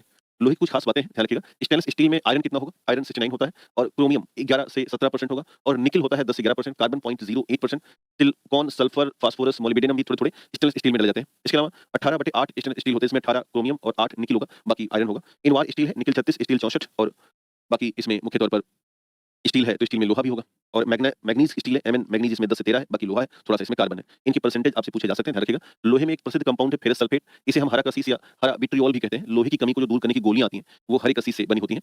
लोहे की गर्म करने पर भूरा फेरिक ऑक्साइड और सल्फर डाई और सल्फर टाई, ध्यान देना, SO2 भी और SO3 भी, ये दोनों हमें प्राप्त होते हैं इससे। और फेरस सल्फाइड है, इसे हम आयरन सल्फाइड भी कहते हैं। इसी को हम फूल्स गोल्ड या मूर्खों का सोना कहते हैं और लगभग सोने की तरह चमकता है। एक होता है फेरिक क्लोराइड, FeCl3, इसका जलीय विलयन अम्लीय होता है, चोट लगने के दौरान रक्तस्राव को रोकने में। ये भी ध्यान देना कि वहां पर फिटकरी नहीं दिया गया है, तो फेरिक क्लोराइड भी ऑप्शन में आजकल आ रहे हैं, तो एग्जाम में आ सकता है। इनवार स्टील ना फैलता नहीं बिल्कुल, जितना भी तापमान है सेम बना रहता है, स्टेबिलिटी होती है उसमें। और इसका इस्तेमाल हम जल शोधन के तौर पर भी करते हैं। टाइटेनियम है, टाइटेनियम को हम स्ट्रेटेजिक धातु कहते हैं, रणनीतिक धातु, क्योंकि जो फाइटर जेट बनते हैं अथवा युद्धक सामग्रियां बनती हैं ना, वो टाइटेनियम से बनती हैं। The melting point of gallium and caesium is low, they are kept in the palm. ध्यान देना, गैलियम और सीजियम का जो मेल्टिंग पॉइंट है वो बहुत कम होता है, इनको हथेली पे रखने पर ये पिघलने लगती हैं, है ना? ये ध्यान रखने हैं। खैर, सिक्कों के बारे में कुछ एग्जाम में सवाल पूछ सकते हैं कि सिक्के में कौन-कौन से मेटल है। तो 1 रुपए के सिक्के में स्टेनलेस स्टील या फेरानाइट या फेराइट स्टेनलेस स्टील का इस्तेमाल होता है। 2 रुपए के सिक्के में फेरिक स्टेनलेस स्टील होता है। 5 रुपए के सिक्के में निकेल ब्रास एलॉय होगा और 10 रुपए के सिक्के में जो अंदर का सेंटर वाला हिस्सा है, ये क्यूप्रो निकेल का है और बाहर वाला एल्यूमीनियम ब्रॉन्ज का है। 20 वाले में अंदर वाला निकेल ब्रास है और बाहर वाला जो है वो निकेल सिल्वर से बने होते हैं। इस तरह से कई बार कुछ पॉइंट्स आपसे पूछे जा सकते हैं। तो ये रहा मेटल का वो चैप्टर जो हमारे हिसाब से एग्जाम में आ सकता था। मैंने अपने हिसाब से इसे पॉइंट आउट कर दिया है। अब आप इसे नोट डाउन कीजिएगा। अगली जो क्लास है वो शाम को है। उसमें हम नॉन मेटल और मेटोलाइट और एलॉय आदि पर चर्चा करेंगे। तो इस तरह से हम इन ऑर्गेनिक केमिस्ट्री और जो समय बचेगा उसमें हम ऑर्गेनिक केमिस्ट्री पर फोकस करेंगे। तो ये पीडीएफ अभी-कभी पड़ जाएगा। आप इसे आराम से नोट डाउन कीजिएगा और मुझे उम्मीद है कि समझने में मैंने जितना मुझे आवश्यकता थी उतना मैं बता दिया है। अब इस धरती पर तरह-तरह के लोग होते हैं। कुछ को हो सकता है मेरी बातें कम समझ में आए, तो उनके लिए मुझे माफी चाहिए। जिनको आ गया उनके लिए महत्वपूर्ण है। बस प्रयास ये करना कि अगर इतना याद करके जाओगे जितना मैंने बताया मेटल में, तो सवाल लगभग यहीं से बनना चाहिए। मन करे तो कर लेना, एज़ यू विश, है ना? Thank you. इसको कोशिश, अब देखो, दम इतना होना चाहिए कि जब तक मैं शाम को आऊँ और ये पीडीएफ पड़ा रहे, तब तक आप इसे लिख करके लौटो। हिम्मत है तो दिखा के आ जाओ। समझ में आया? तो ये करना है अपन को कि आज की आज इसे खत्म करते हैं और दूसरा प्रयास करो कि जब हम आपको नॉन मेटल पढ़ाएँ या एलॉय पढ़ाएँ, तो वहाँ आप रात में पूरा कर लो उसे। तो अब आपकी बारी है, आपको याद करना है, मेरी बारी संपन्न हुई। तो थोड़ी देर बाद हेलो नमस्कार, आप सभी का ढेर सारा स्वागत है और विज्ञान तथा तकनीकी के इस अंतिम और महत्वपूर्ण पड़ाव में दोस्तों थोड़ा तकनीकी समस्या थी। इस वजह से हम आपके साथ विलंब से आ पाए। इनको थोड़ा-सा ब्लॉक करो थोड़ा। भाई, ये आर्यन भारती की बात सीधे ब्लॉक कर दो। अध्यापक है ना बेटा हम, तो थोड़ा-सा मर्यादित शब्दों का ही इस्तेमाल करें। हमारी भी इच्छा होती है कि एग्ज़ैक्ट 8:30 बोला है, 8:30 बजे हम खड़े हों। पर यंत्र नामक कोई व्यवस्था होती है, कई बार इंटरनेट नहीं सा काम आता। है ना? तो आप सब्सक्राइबर बनने की कोशिश बिल्कुल मत करो, पढ़ाई करने आए हो, पढ़ो। हमने इसीलिए आपकी क्लास को फिर से शेड्यूल कराया कि आप वेट कर रहे होंगे और आप लोग किए थे नहीं किए थे शेड्यूल? 45 कर दिए थे ना? हाँ। तो रीज़न ये हो रहा था कि इंटरनेट की वजह से हम आपके साथ उपलब्ध नहीं हो पा रहे थे। तो यही वजह रहा है कि हमने इसको 45 कराया, तब तक इन लोगों ने भारी मशक्कत करके जो भी इनके साथ सम बेहतर व्यवस्था बन सकती है वो किया इन्होंने और क्लास स्टार्ट हुई। खैर, है ना? अब उसमें ये कहना कि बहुत जल्दी नहीं आ गए हो, थोड़ा और वेट कर लेते। इस तरह के शब्दों का इस्तेमाल करना मुझे नहीं लगता कि उचित था। खैर आइए शुरुआत करते हैं आज की कक्षा का। दोस्तों कल शनिवार था, लेकिन कल अवकाश था और जिसे हम लोगों ने ईद के तौर पर मनाया, तो इसलिए कल की क्लास नहीं चल पाई, क्योंकि शनिवार भी चला था। तो आज हम आपके साथ रविवार को उपस्थित हैं और आज हम शुरुआत कर रहे हैं केमिस्ट्री यानी कि रसायन विज्ञान। रसायन विज्ञान। 3 तरह के भाव हमें इसमें समझने हैं। एक तो हम देखेंगे अकार्बनिक रसायन विज्ञान, अकार्बनिक रसायन विज्ञान या इनऑर्गेनिक केमिस्ट्री और दूसरा हम देखेंगे कार्बनिक रसायन विज्ञान या इसे कहते हैं ऑर्गेनिक केमिस्ट्री और तीसरा पार्ट हम यहाँ पर देखने वाले हैं, वो है भौतिक रसायन विज्ञान। इसे कहा जाता है फिजिकल केमिस्ट्री। तो इन 3 पार्टों पर हम विचार करेंगे और आमतौर पर इन्हीं तीनों के साथ रसायन विज्ञान की संपूर्णता हमारे सम्मुख आ जाती है। बस हमें ये ध्यान देना होता है कि इन तीनों का जो दृष्टिकोण है, इनकी है तो काफ़ी टफ ही है, बट जो जनरल साइंस के तहत रसायन विज्ञान आता है, इन तीनों की जो पढ़ाई होती है, वो 2 लेवल पर होती है। एक लेवल ये है कि सामान्य समझ अथवा अवधारणा और दूसरा होता है इसका पढ़ाई का स्तर, वो है दैनिक जीवन में रसायन विज्ञान की भूमिका। दैनिक जीवन में रसायन विज्ञान की भूमिका। रसायन विज्ञान की भूमिका। तो आमतौर पर इन तीनों को पढ़ाने को लेकर के हमारा जो पूरा का पूरा सिस्टम होगा या पूरी-पूरी जो जानकारी होगी, वो इसी रूप में होगी कि हम सामान्य समझ और अवधारणाओं पर आधारित रहें और दूसरा कोई भी रसायन विज्ञान इस स्तर पर देखा जाए कि उसे हम दैनिक जीवन में किस स्तर पर लेकर के चलेंगे। गुड मॉर्निंग, नमस्ते और अपनी कॉपी में इसे लिखिएगा और हम क्रमबद्ध रूप से आपको हर एक सेक्शन पर विचार करेंगे। ध्यान देना कि मैंने एक प्रॉपर वाइड कवरेज करने का प्रयास किया है, बशर्ते रसायन विज्ञान में आपको याद करने की आवश्यकता होती है। यानी ये कैप्शन बेहद आवश्यक है कि आपको याद करना होगा और दूसरा आपको दोहराव करना होगा। रीज़न, रसायन विज्ञान में ऐसा कुछ भी समझ को अगर बताएँ, तो समझ करने के लिए मात्र 10% है और रसायन विज्ञान में याद करने के लिए 90% है। तो अब आपके पाले में गेंद हम डालने जा रहे हैं, क्योंकि समझाना तो हमारा काम है ही, वो तो हम बताएँगे ही बताएँगे। लेकिन उस समझ को यहाँ रखना या मेमोराइज़ करना, वो आपका काम है। ये हर विषय का अपना एक रेंज होता है, अपनी प्रवृत्ति होती है। जैसे बायोलॉजी की अपनी प्रवृत्ति थी कि उसमें हमारा रोल ज़्यादा था, हमने समझाया। फिज़िक्स में हमारा रोल ज़्यादा था, हमने समझाया। बट जो केमिस्ट्री है, इसमें आपका रोल ज़्यादा है। कारण मेरा काम बताना है, इन्फॉर्मेशन देना है और आपको एक सही सिस्टम में एक अच्छा-सा नोट्स बनवा देना है। बट आप इसे क्या करेंगे कि याद करेंगे और अगर आप ऐसा करके जा रहे हैं, तो मेरी नज़र में 4-5 प्रश्न आपके सही हो जाएँगे और 4-5 प्रश्न आम प्रश्न तो होते नहीं हैं, अच्छे खासे प्रश्न हैं। सर ये सब टॉपिक 71 ने पढ़े थे और उसी से कवर कर लिए। हाँ, तो ठीक है, दैट्स गुड। केमिस्ट्री तो केमिस्ट्री कोई गलती थोड़ी ना है, चाहे 71 में पढ़ो, चाहे आप उसे 72 में पढ़ो, कोई खास चेंज नहीं आता है। टेक्नोलॉजी में बड़े स्तर पर चेंज आता है, तो उसी की बात हम कर रहे हैं। अगर आप पढ़ लिए हैं तो बस दोहराएँ। यहाँ पर अगर आप वहाँ पढ़ लिए हैं, वहाँ नोट्स बन गया है, यहाँ केवल और केवल दोहराने पर फोकस करें। जितनी भी देर हम पढ़ाएँ, वो आपका दोहराव वाला समय होना चाहिए। अगर आप नहीं पढ़े हैं, जो हमारे नए छात्र हैं, उनको मेरी सलाह है कि बड़े आराम से इसको नोट्स बनाते चलें और एक अच्छी जगह पर लिख लें, जिससे कि पढ़ाई हमारी ठीक ढंग से हो सके। आइए शुरुआत करते हैं। तो हम लोग पहले जो पढ़ाई का शुभारंभ करने जा रहे हैं, वो है अकार्बनिक रसायन विज्ञान, यानी कि इनऑर्गेनिक केमिस्ट्री। अकार्बनिक रसायन विज्ञान को पढ़ते समय हमें 3 लेवल पर बातचीत करनी है। तो आइए शुरुआत करते हैं अकार्बनिक रसायन विज्ञान। अकार्बनिक रसायन विज्ञान और इसमें 3 स्तर पर हम चर्चाओं को शामिल करेंगे। एक स्तर पर हम शामिल करेंगे धातु यानी कि मेटल, धातु यानी कि मेटल। दूसरा हम देखेंगे अधातु यानी कि नॉन मेटल और तीसरा हम देखेंगे उपधातु, उपधातु या सब मेटल अथवा मेटालॉइड और चौथा पर हम विचार करेंगे, वो है मिश्र धातु या एलॉय, मिश्र धातु या एलॉय। तो ये 4 ऐसे हिस्से हैं जहाँ से आजकल प्रश्न बन सकता है ना? तो सर जी 15 ईयर ओल्ड बुक से हो जाएगा। अब प्रयास करो, मे बी काम बन जाए। Thank you sir. 3 bar revision हो रहा है। ठीक है, अच्छी बात है। तो इन तीनों पर विचार करेंगे। पहले नज़र डालते हैं धातु यानी मेटल्स के बारे में। तो हमारे आस-पास ऐसे बहुत सारे मेटल हैं जिनको हम अपनी भाषा में जानते हैं। साउंड ठीक है, हाँ, ठीक है, इट्स ओके। साउंड नहीं आ रहा है, अनम्यूट कब ऐसा? अब उनकी व्यक्तिगत समस्या होगी ना, तो इट्स ओके। सबको सामूहिक तौर पे ठीक कर दो और आप बोले थे कि शालिनी कुमारी बेटा, हमने पूरा पढ़ा दिया है, नोट्स की आवश्यकता नहीं है, है ना? तो जब मैं बोला था तब जब बिल्कुल एग्ज़ाम सामने था। बाकी मैंने पूरा लिख-लिख के पढ़ा है, चूँकि आप आते ही नहीं हो पढ़ने, अतः आप इस तरह की बातें करते हो। रोज़ नोट्स बनाओ, अच्छे से काम करो, हुँ? फिज़िक्स पर, केमिस्ट्री, बायोलॉजी पर हमने ठीक-ठाक घंटे बिताए हैं आपके साथ। अगर आप उतना नोट्स बना लेते हैं कॉपी में और प्लस में पीवाईक्यू हल कर लेते हैं, तो मेरे हिसाब से वही हाल है ना, बेटा ना ब्रह्मा कभी पूर्ण नहीं हुए हैं, हम आप तो इंसान हैं, समझ रहे हो? तो जब आप पूछते हो ना कि नोट्स दे दो और क्या करें? पहले जो किए हैं उसको कर लो अच्छे से, बाकी कहो कि ब्रह्मा संपन्न हो जाए, तो वो भी नहीं पूर्ण हो सकते। हम आप बहुत छोटी तुच्छ सीरियस वस्तु हैं। तो इस लेवल पर ध्यान दो, आप कोशिश करो। नहीं सर केमिस्ट्री वाला नोट्स आप बोले थे, हाँ, तो दे रहा हूँ नीचे, ये पीछे ना नोट्स ही देने जा रहा हूँ। यही नोट्स है, जो मैं बताऊँगा इसको नोट्स मान लो, ठीक है? जो मैं बताने जा रहा हूँ इसको क्या मान लो? Notes, clear? अभी नोट्स मैं पढ़ा के देके चला जाऊँगा, इसको प्रिंट आउट करा लेना, ओके? ठीक है शालिनी? सर जी, तो ये कोशिश करो। हाँ, अब ज़्यादा मत कमेंट करो शालिनी, इसके बाद ना आप सीमा रेखा पार कर जाओगी, तो फिर आपको भी ब्लॉक कर दिया जाएगा यहाँ से। ये ध्यान रखो। बेटा ना मैं आपको समझा तो दिया सारी बात। या। ठीक, तो अब ध्यान दो प्लीज़, निवेदन है कि जो पढ़ा रहा हूँ उस पे काम करो और इसको ना अच्छी तरीके से लिख लो। बिना लिखे ना बेटा आप संभव नहीं कि याद कर सको। आज तक कोई ऐसा जन्म नहीं ले पाया है कि जो ऐसे एक सरसरी निगाह से चिट्ठी बन के याद कर ले। राइटिंग करना पड़ेगा, लिखना पड़ेगा, छोटे-छोटे खंडों में आपको बाँटना पड़ेगा। मेरे सामने रोज़ बच्चे आते हैं, तो मेरा दिन भर का बेटा यही काम है कई सालों से। तो जो मैं समझाऊँ उसको हृदय से समझो, ना समझो तो आपकी मर्ज़ी है। खैर आइए देखा जाए। तो धातुओं की अगर हम चर्चा करें तो ऐसी बहुत सी धातुएँ हैं, जिनको अपने जीवन में खूब इस्तेमाल करते हैं। लोहे का इस्तेमाल से लेकर के और महँगी सोने जैसी धातु के प्यार को लेकर के इंसान समय से बहुत ज़्यादा आतुर रहा है। हमने अपने जीवन में सोने जैसी धातु को इतना ज़्यादा मजबूत जगह दी है कि शायद ही कोई ऐसी धातु होगी पूरी ज़िंदगी में, जिसके लिए इंसान इतना मरा होगा। खैर, इसके अलावा अगर हम दूसरी बड़ी धातु की बात करें, तो इंसान के जीवन में लोहे का बड़ा मूल्य है, बहुत ही महत्वपूर्ण मूल्य है। जैसे सोडियम जो कि चाकू से काट सकते हैं, इसका उतना बड़ा मूल्य नहीं है हमारे जीवन में, यानी कि प्रत्यक्ष खास मूल्य नहीं है। कैल्शियम है, तो कैल्शियम जैसी धातु का कोई प्रत्यक्ष मूल्य नहीं है, क्योंकि हम कैल्शियम तो पेड़-पौधों से खा लेते हैं, पा जाते हैं, है ना? अब मैग्नीशियम है या पोटेशियम है या एल्यूमीनियम है। एल्यूमीनियम का थोड़ा बहुत रोल है वो बर्तनवाद में, बाकी इसका भी कोई खास रोल हमारे पास नहीं है, लेकिन सोने जैसी धातु का रोल ठीक-ठाक है। तो आइए इन धातुओं की समझ को बढ़ाते हैं और इसे देखते हैं कि हमें किस स्तर पर जानना होगा। ध्यान देना, ऐसे तत्व बहुत सिंपल सी परिभाषा है कि ऐसे तत्व जो इलेक्ट्रॉनों को त्याग देते हैं, यानी कि मान लीजिए कि कोई मेटल है और ये 1 इलेक्ट्रॉन त्याग दे दिया, तो अब ये इलेक्ट्रॉन त्याग करके बन गया Em+, यानी कि इस पर एक धनायन आ गया और जिस पर ये 1 इलेक्ट्रॉन त्याग करके अथवा 2 इलेक्ट्रॉन त्याग करके अथवा 3 इलेक्ट्रॉन त्याग करके ये पॉजिटिव चार्ज आ जाते हैं, इन्हें ही हम आमतौर पर धातुएँ कहते हैं। बस एक बात ध्यान में रखनी है कि इसमें ये शामिल नहीं होंगे जिनका नाम है हाइड्रोजन। जैसे एग्जांपल के तौर पर लोहा, एल्यूमीनियम, तांबा, सोना, है ना? अब जैसे लोहे की बात करें, तो लोहा इलेक्ट्रॉन त्यागता रहता है। Fe2+ भी बन जाता है, Fe3+, फेरस, फेरिक, ये तमाम ऐसे एग्जांपल्स में अपने आप को कन्वर्ट करता रहता है। यानी कि ये जो भाव उत्पन्न हुए उसको हमने मेटल की परिभाषा के तौर पर जाना या समझा। सभी धातुएँ मुख्य तौर पर ठोस अवस्था में होंगी, लेकिन एक ध्यान देना है और वो है पारा। पारा धातु है, लेकिन वो इस अवस्था में होगी कि आप अगर उसको अपनी हथेली पर रखते हैं, तो हथेली से लुढ़क करके नीचे आ जाएगी, यानी कि यह एक तरीके से द्रव के रूप में दिखाई दे रही है।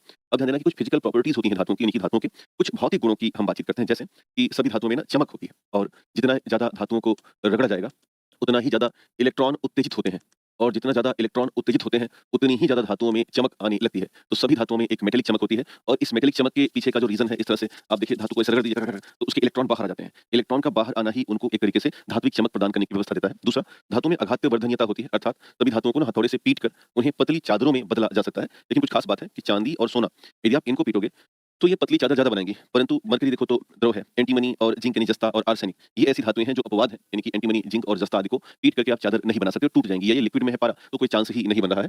एक और धातु में गुण है तन्यता, यानी कि खींच करके लंबा तार बनाना। तो सभी धातुओं में तन्यता के गुण पाए जाते हैं। इनका इसका मतलब है कि धातुओं को खींचना और खींच के साथ-साथ एक तार बढ़ाते रहना धातुओं का।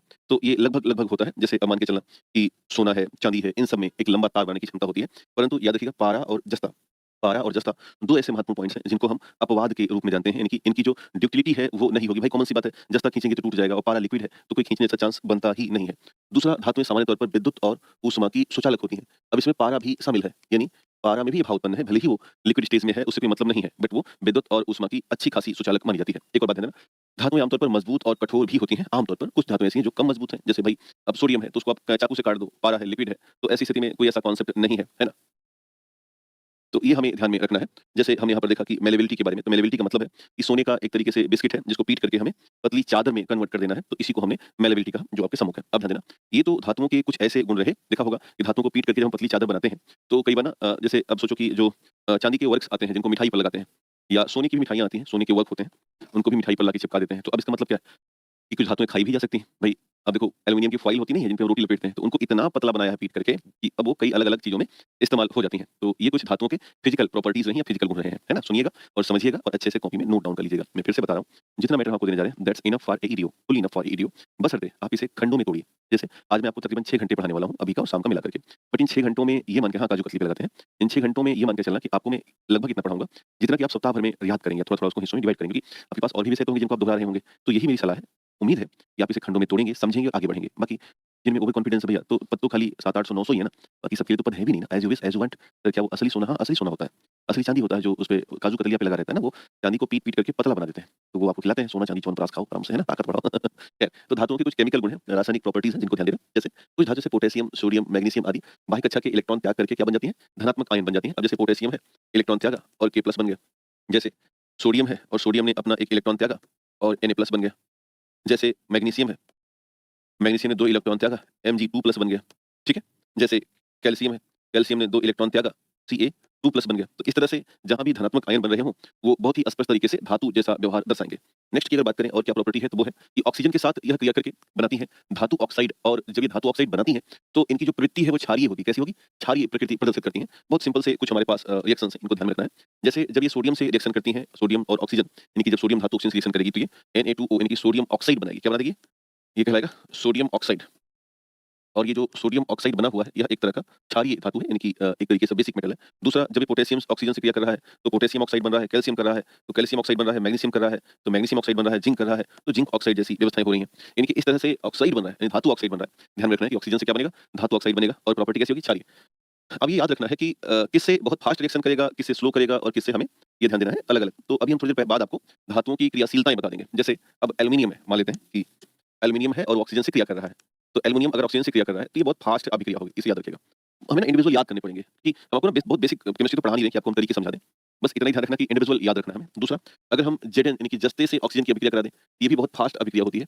लेकिन अगर हम आगे बढ़ें और आयरन से ऑक्सीजन की अभिक्रिया करा दें, तो ये भी बहुत फास्ट अभिक्रिया होगी। बट थोड़ा-सा और आगे बढ़ें और हम लेड से अभिक्रिया कराएँ ऑक्सीजन की, तो ये मध्यम अभिक्रिया, कैसी अभिक्रिया होगी?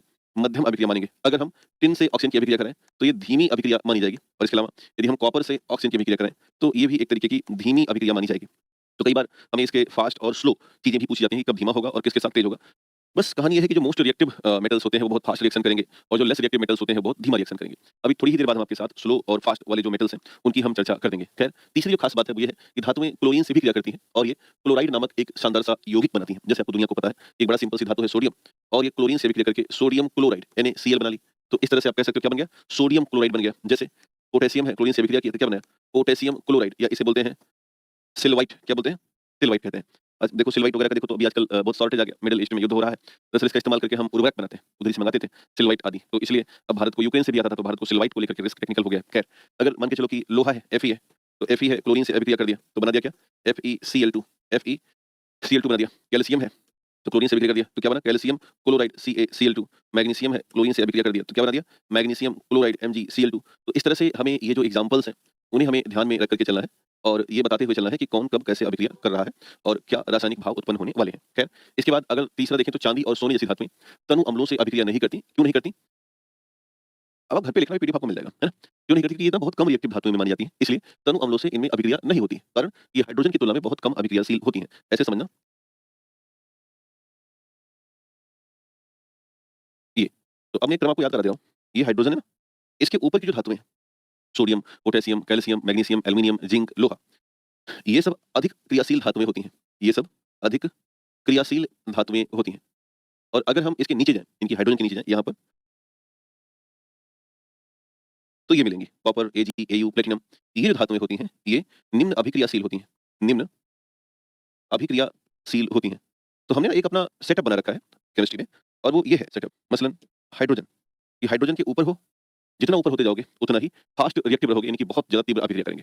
हाइड्रोजन के नीचे रहोगे, अगर आप धातु उसके कैटेगरी में हो, तो आप बहुत स्लो अभिक्रिया करोगे। तो ध्यान देना कि जो चांदी और सोना है वो कहाँ पर है? यहाँ है, Ag, Au। तो चांदी और सोना तनु अम्लों से क्रिया नहीं करती हैं। इसके पीछे का पॉइंट आपको बताया गया कि ये अपनी जो हालात है वो हाइड्रोजन से नीचे रखती हैं। कहाँ रखेंगी? हाइड्रोजन से नीचे रखेंगी। बस मैं आपको वादा कर रहा हूँ, हूबहू ऐसे उतार लेना, और थोड़ा बहुत ब्रेन का इस्तेमाल करके याद रखिएगा, काफ़ी कुछ आपका आसान हो जाएगा। खैर, तो यहाँ पर एक हमने लिस्ट बना रखी है कि मेटल्स हैं और वो किसके साथ या जल के साथ कैसे अभिक्रियाएँ करती हैं। तो यहाँ पर एक अपने बगल में हेडिंग डाल देना, धातु और जल के साथ अभिक्रिया। धातु व जल की विभिन्न अवस्थाओं के साथ अभिक्रिया। जल की विभिन्न अवस्थाओं के साथ अभिक्रिया, के साथ अभिक्रिया। तो ये ध्यान में रखना है कि धातुएँ और वो जल के साथ कैसे अभिक्रिया करती हैं, और उनके एग्ज़ाम या उनके सवाल कैसे आ सकते हैं। हाँ, हाइड्रोजन है ना, लेस रिएक्टिविटी और फास्ट रिएक्टिविटी की बात है। तो जो पोटेशियम है, इनको ध्यान में रखिएगा। पोटेशियम जो होती है वो बहुत ही तेज़ी से ठंडे जल से अभिक्रिया करती हैं, और वो पोटेशियम हाइड्रॉक्साइड बनाती हैं। सोडियम भी ठंडे जल से अभिक्रिया करती हैं। सोडियम हाइड्रॉक्साइड और हाइड्रोजन गैस अलग करती हैं। ध्यान देना, यहाँ पर हाइड्रोजन गैस अलग हो रही है और प्लस में पोटेशियम हाइड्रॉक्साइड और सोडियम हाइड्रॉक्साइड बन रहा है। तो ये ध्यान रखना कि जो पोटेशियम है, P, यानी कि ये जो पोटेशियम है और दूसरा सोडियम है, ये ठंडे पानी से रिएक्शन कर सकता है। दूसरा जो कैल्शियम है, ये उतना रिएक्टिव तो नहीं है, लेकिन फिर भी ठंडे पानी से अभिक्रिया कर ले रहा है, और कैल्शियम हाइड्रॉक्साइड और हाइड्रोजन गैस रिलीज़ करता है। तो एक बात तो ध्यान देना कि जब भी पानी से अभिक्रियाएँ हो रही हैं, तो वो मेटल हाइड्रॉक्साइड, क्या? मेटल हाइड्रॉक्साइड और प्लस में हाइड्रोजन गैस उत्पन्न होती है, ये ध्यान रखना है। और दूसरा अगर हम मैग्नीशियम की बात करें तो मैग्नीशियम गर्म जल से अभिक्रिया करेगा और मैग्नीशियम हाइड्रोक्साइड देता है। तीसरा एल्यूमीनियम स्टीम से, आयरन स्टीम भाप से और जिंक भाप से। बट कौन-कौन अभिक्रिया नहीं करते हैं पानी से वो याद रखिएगा। तो वो 4 भाई लोग हैं, लेड, सिल्वर, गोल्ड और कॉपर। लेड, सिल्वर, गोल्ड और कॉपर ये पानी से अभिक्रिया नहीं करते हैं। ये पानी से अभिक्रिया नहीं करते हैं। तो इसका अपना एक अपनी कॉपी में ग्राफ ऐसे रिप्रेजेंट कर लेना, एक ऐसा ग्राफ बना लीजिएगा, एग्जाम में यहाँ से पूछ सकता है। खैर, अब नीचे एक नोट डाल देना उसके बाद, और नोट में लिखना है कि जब धातु आसानी से परमाणु के इलेक्ट्रॉन का त्याग करके धनायन बनाती हैं तो वो बहुत ज्यादा विद्युत धनात्मक आयन बन जाती हैं, जो हम अभी थोड़ी देर पहले जाने थे। और जो जितना तेज धनायन बनेंगी वह उतना ही ज्यादा अभिक्रियाशील होती हैं। और जो धातुएं आसानी से इलेक्ट्रॉन का त्याग नहीं करती हैं वो कम विद्युत धनात्मक होती हैं और उन्हें कम अभिक्रियाशील कहते हैं। जैसा कि हमने देखा, potassium, sodium, calcium, magnesium, aluminium, zinc और लोहा और लेड। इसके बाद क्या था? हाइड्रोजन। हाइड्रोजन नीचे क्या क्या है? कॉपर, Hg, Ag, Au और प्लेटिनम। ये कुछ ऐसी धातुएं हैं जो हाइड्रोजन के नीचे हैं। तो ना इसको याद रखना है कि इसके ऊपर ये जो मोस्ट रिएक्टिव है और ये लीस्ट रिएक्टिव होती हैं। कौन कौन? कॉपर, पारा, Ag, Au, है ना? तो इसे हमें ध्यान देना है कि कॉपर, मरकरी, सिल्वर, गोल्ड और प्लेटिनम। सिल्वर, गोल्ड गोल्ड और प्लेटिनम ये लेस रिएक्टिव है और ये फास्ट रिएक्टिव है। यहाँ से एग्जाम में पूछा जा सकता है। तो इस तरह से दोस्तों धातुओं के कुछ रासायनिक गुण रहे और धातुओं के कुछ भौतिक गुण रहे जिन्हें हमें यहाँ रखते हुए चलना है। उम्मीद है कि धातु का परिचय आपने हासिल किया, धातु के भौतिक गुणों को आपने देखा, और दूसरा हमने धातुओं के रासायनिक गुणों को अच्छे से समझा। अब हम ये देखेंगे कि आखिर इस पूरी दुनिया में जब इंसान आया होगा और वो धातुओं को कहाँ पाया होगा। तो आमतौर पर ध्यान रखना, धातुएं दो स्तर पर होती हैं। एक होती हैं जो कि मिश्रित अवस्था में मिलती हैं और एक होती हैं जो स्वतंत्र अवस्था में मिलती हैं। जो धातुएं बहुत ज्यादा अभिक्रियाशील होती हैं, यानी कि जो धातुएं मोस्ट रिएक्टिव होती हैं, वो धातुएं मिश्रित अवस्था में ही मिलती हैं। और जो धातुएं मुक्त अवस्था में होती हैं, यानी स्वतंत्र अवस्था में, वो बहुत कम अभिक्रियाशील होती हैं। कम अभिक्रियाशील होती हैं। मतलब ऐसे मान के चलना कि जैसे हम आपको बता रहे हैं, सोडियम की चर्चा कर रहे हैं, एल्यूमीनियम की, तो हमेशा ये मिश्रित अवस्था में मिलेंगी। लेकिन अब जरा देखो सोना, सॉरी एयू देखो, तो सोना अक्सर आपने देखा होगा कि लोग नदियों के बहते हुए पानी से जो उनमें रेत होती है, उसको छान-छान के भी सोना निकालते रहते हैं। मतलब कोई खास ऐसा निष्कर्षण का तरीका नहीं है, सिंपल है। या आप मिट्टी के अंदर या खुदाई करके आप देखा होगा अपने अफ्रीकन कंट्रीज में, मिट्टी बहुत गहरी खोदते-खोदते चले जाते हैं और वहीं से अंदर में उनको सोने के हिस्से मिलते रहते हैं। तो ये धातुएँ मिट्टी में स्वतंत्र अवस्था में होंगी, सीधे तौर पर मिल जाती हैं। बट जैसे एल्यूमीनियम है, ये रिएक्टिव धातु है ना? बॉक्साइट है, तो ये सब रिएक्टिव है। अभी मिलेंगे कैसे? ये मिट्टी में या जो मिनरल्स हैं, अयस्क हैं, उनमें मिश्रित अवस्था में होती हैं। तो ये हमें ध्यान में रखना है। लेकिन इंसान को तो सारी धातुएँ चाहिए थी, तो उसने धातुओं को खोदा मिट्टी से और उसके निष्कर्षण की बात की, उसके शोधन की बात की, जिसे हम मेटलर्जी के नाम से जानते हैं। तो आइए उसी पर हम चर्चा करें और देखें कि आखिर इंसानी जीवन में पहली बार धातु कैसे मिली। तो पहली बात ध्यान देना कि कम सक्रिय धातु यानी कि प्रकृति में मुक्त अवस्था में होती हैं। इनको आप यूं ही प्राप्त कर सकते हैं जैसे सोना, चांदी, तांबा और प्लेटिनम आदि। और अधिक सक्रिय धातु प्रकृति में संयुक्त अवस्था में पाई जाती है, जैसे कि सोडियम, पोटेशियम, कैल्शियम और मैग्नीशियम। वही बात जो हम लोगों ने पहले चर्चा में शामिल की। अब ध्यान देना, धातुओं को हासिल करने गए तो इन्होंने ना क्या ढूंढा? खनिज ढूंढा कि भाई जरा हमें कुछ ऐसे मिनरल्स मिल जाते हैं जिसमें ये धातुएं होती। तो धातु तो उनके यौगिक जो प्राकृतिक पदार्थ जो कि मिट्टी तल के नीचे पाए जाते हैं, प्रकृति में संयुक्त अवस्था में होते हैं, उनको हम खनिज या मिनरल कहते हैं। क्या बोलते हैं? खनिज या मिनरल कहते हैं। और वह खनिज चट्टानें जिसमें धातुएं बहुत आसानी से मिल जाए, कम खर्चे में मिल जाए, उनको हम ओ या अयस्क कहते हैं, है ना? खनिज दो तरह के होते हैं भैया। एक खनिज होते हैं जो बहुत बकवास टाइप के खनिज होते हैं, यानी कि उसमें आप मिट्टी ज़्यादा पाओगे, बकवास चीज़ ज़्यादा पाओगे, धातु की मात्रा इत्तु सी होती है। तो वो हमारे कुछ फ़ायदे के खनिज नहीं है। लेकिन एक खनिज बहुत अच्छे होते हैं, जिसमें मिट्टी नाम मात्र की है, अवशिष्ट पदार्थ बिल्कुल होते ही नहीं है, ज़्यादा हिस्सों में मेटल होता है। तो वो तो भाई बहुत काम की चीज़ है भाई, हम गए थे मान लो निकालने के लिए सोना, तो हमें सोना चाहिए। अब हम उनका मिनरल्स पा गए, उसमें माटी ज़्यादा सोना मतलब माटी ज़्यादा लोहा कम है, लोहा निकालने गए तो। लेकिन एक ऐसा हमें मिनरल्स दिखा जिसमें क्या है, मिट्टी कम है, लोहा ही लोहा है, तो हम तो वही चाहेंगे। तो अयस्क में इतना ही अंतर है कि अयस्क वास्तव में सभी अयस्क खनिज होते हैं, परंतु सभी खनिज अयस्क नहीं हो सकते, क्योंकि सभी खनिज उतने अच्छे नहीं होते हैं। ध्यान देना, जो बेस्ट क्वालिटी का खनिज है वही अयस्क होगा। इसे आपको याद रखना है। जैसे कुछ मैं आपको अयस्क के नाम बताऊँ, फेमस अयस्क हैं, जैसे यहाँ पर देखो ये आपको रेड कलर दिख रहा है, तो ये बॉक्साइट है। ये है बॉक्साइट अयस्क। और जब बॉक्साइट अयस्क पाया गया तो इससे हमें एल्यूमीनियम मिल गया। जैसे ये है हेमेटाइट। तो जब हम हेमेटाइट अयस्क लाए, जिसे हम ब्लड स्टोन भी कहते हैं, क्या बोलते हैं? ब्लड। अब आपसे एग्जाम पूछ सकते हैं कि ब्लड स्टोन कौन सा है? तो इससे हम लोहा पा गए, है ना? तो ऐसे ही अलग-अलग प्रकार के अयस्क हैं जिन पर हम या और हैं जिन पर हमने चर्चा की। अब आइए चलते हैं और धातुओं और उनके प्रमुख परिचय की बात करते हैं और उनके सभी अयस्कों को एक-एक करके याद करेंगे। यानी कि अब हमें धातुओं में क्या-क्या पढ़ना है? जब हम धातु के प्रकार पढ़ेंगे, यानी कि वही जो हमने क्रम देखा ना, जो क्रम हमने देखा उसी पर हम चर्चा करने वाले हैं कि किस आधार पर होगा। जैसे हमने देखा कि धातु की जो सक्रियताएँ हैं, है ना? उन सक्रियताओं की बात करें, तो अब इन्हीं धातुओं को हम क्रमबद्ध रूप में पढ़ेंगे। तो किसी भी धातु के अध्ययन के दौरान 2-3-4 बातें हमें ध्यान में रखनी होती हैं। एक तो धातु के अध्ययन के दौरान हमें क्या-क्या सीखना होगा? एक ये सीखना है कि आखिर इस धातु का अयस्क कौन-सा है, जहाँ से इसे आप हासिल कर सको। दूसरा हमें धातुओं में ये सीखना होगा कि इस धातु का रासायनिक और भौतिक परिचय क्या है? रासायनिक व भौतिक परिचय क्या होता है? रासायनिक व भौतिक परिचय क्या होता है?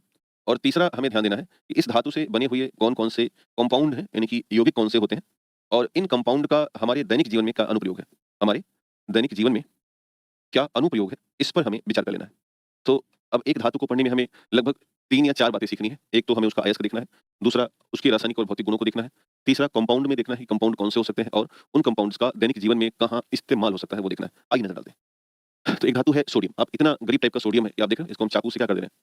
चाकू से इसे हम काट रहे हैं, काटा जा सकता है। ओके? तो अब इसके अयस्कों के नाम हमें ध्यान में रखने हैं कि कहाँ से हम सोडियम हासिल करें। तो बहुत सिंपल से NaCl है, सोडियम क्लोराइड है। सोडियम नाइट्रेट है जिसको हम चिली साल्टपीटर या सोडा नाइट्र कहते हैं, NaNO3 है। सोडियम कार्बोनेट है, Na2CO3 है। और बोराक्स है जिसको हम Na2B4O7 10H2O के नाम से जानते हैं, है ना? बोराक्स या सुहागा के नाम से जानते हैं। अब इसका कुछ अपना इंपॉर्टेंट पॉइंट्स हैं जो कि फिजिकल और केमिकल प्रॉपर्टी से कनेक्टेड होते हैं। जैसे सोडियम अत्यंत क्रियाशील धातु है और हवा से अभिक्रिया करके सोडियम ऑक्साइड बनाती है, आपने पढ़ा था। मिट्टी के तेल में इसलिए इसे रखते हैं और ये केरोसिन से अभिक्रिया नहीं करती है। सोडियम को पानी से अगर अभिक्रिया करेंगे सोडियम हाइड्रोक्साइड बनाएगा और कौन सी गैस निकालेगा? हाइड्रोजन गैस निर्मुक्त करती है। इसे चाकू से काटा जा सकता है और टेट्राएथिल लेड एक एंटी नॉकिंग एजेंट होता है जो कि पेट्रोल में इस्तेमाल होता है। तो ऐसी स्थिति में हमें ध्यान रखना है कि टेट्राएथिल लेड अगर नहीं है तो ऐसी स्थिति में हम सोडियम के टुकड़ों का इस्तेमाल कर सकते हैं। हैम्फ्री डेवी करके एक वैज्ञानिक थे, इन्होंने पहली बार इसे सोडियम को प्राप्त किया था। इसका गलनांक गलनांक 98 अंश सेल्सियस है और क्वथनांक जो है वो 883 अंश सेल्सियस है, माइनस नहीं प्लस। और पृथ्वी की क्रस्ट पर छठवां सबसे ज्यादा उपलब्ध मात्रा में ये होते हैं, यानी कि मुख्य तौर पर सोडियम।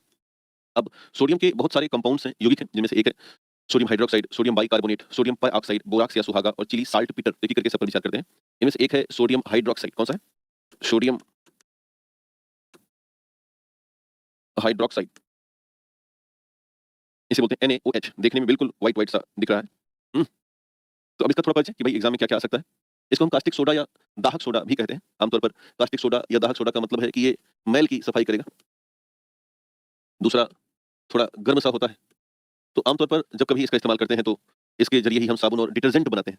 साबुन और डिटर्जेंट बनाते हैं। ये कास्टिक धुलाई और एकदम व्हाइट सफेदी लाने के लिए, जिसे हम बोलते हैं ब्लीच लाना, उसमें इस्तेमाल होता है। इसे हम व्हाइट कलर का है तो सफेद कॉस्टिक भी कह देते हैं। कृत्रिम फाइबर यानी कि रेयॉन के निर्माण में इसकी भूमिका है। फल और सब्जियों आदि को धोने के लिए आमतौर पर कई बार ना फल और सब्जियां जब बाहर मार्केट से लाओ तो वो दूषित होती हैं ऊपरी तौर पर, ऊपरी परत इनकी दूषित होती है। तो इसको अगर हमें साफ करना है तो थोड़ा पानी में अगर हम कास्टिक सोडा मिला दें और उसको धो दें सिंपल तरीके से तो साफ हो जाती है। दूसरा, बालों को सीधा करने में जो रिलैक्सेसर्स आते हैं उसमें और कार्बन मोनोऑक्साइड की विषाक्तता का पता लगाने में हम कास्टिक सोडा या सोडियम हाइड्रोक्साइड का इस्तेमाल करते हैं। तो ये कई बार ना एग्जाम में कुछ बातें पूछी जाती रहती हैं, ये अंग्रेजी भाषा में, जिनकी भाषा नहीं देख लेंगे। अगला है खाने वाला सोडा, जिसे हम कहते हैं सोडियम बाइकार्बोनेट, NaHCO3। ये है सोडियम बाइकार्बोनेट। सोडियम बाइकार्बोनेट आमतौर पर हमारी रसोई में इस तरह के सफेद पाउडर रखे होते हैं जो मीठा सोडा कहलाते हैं। तो क्या बोलेंगे इसको?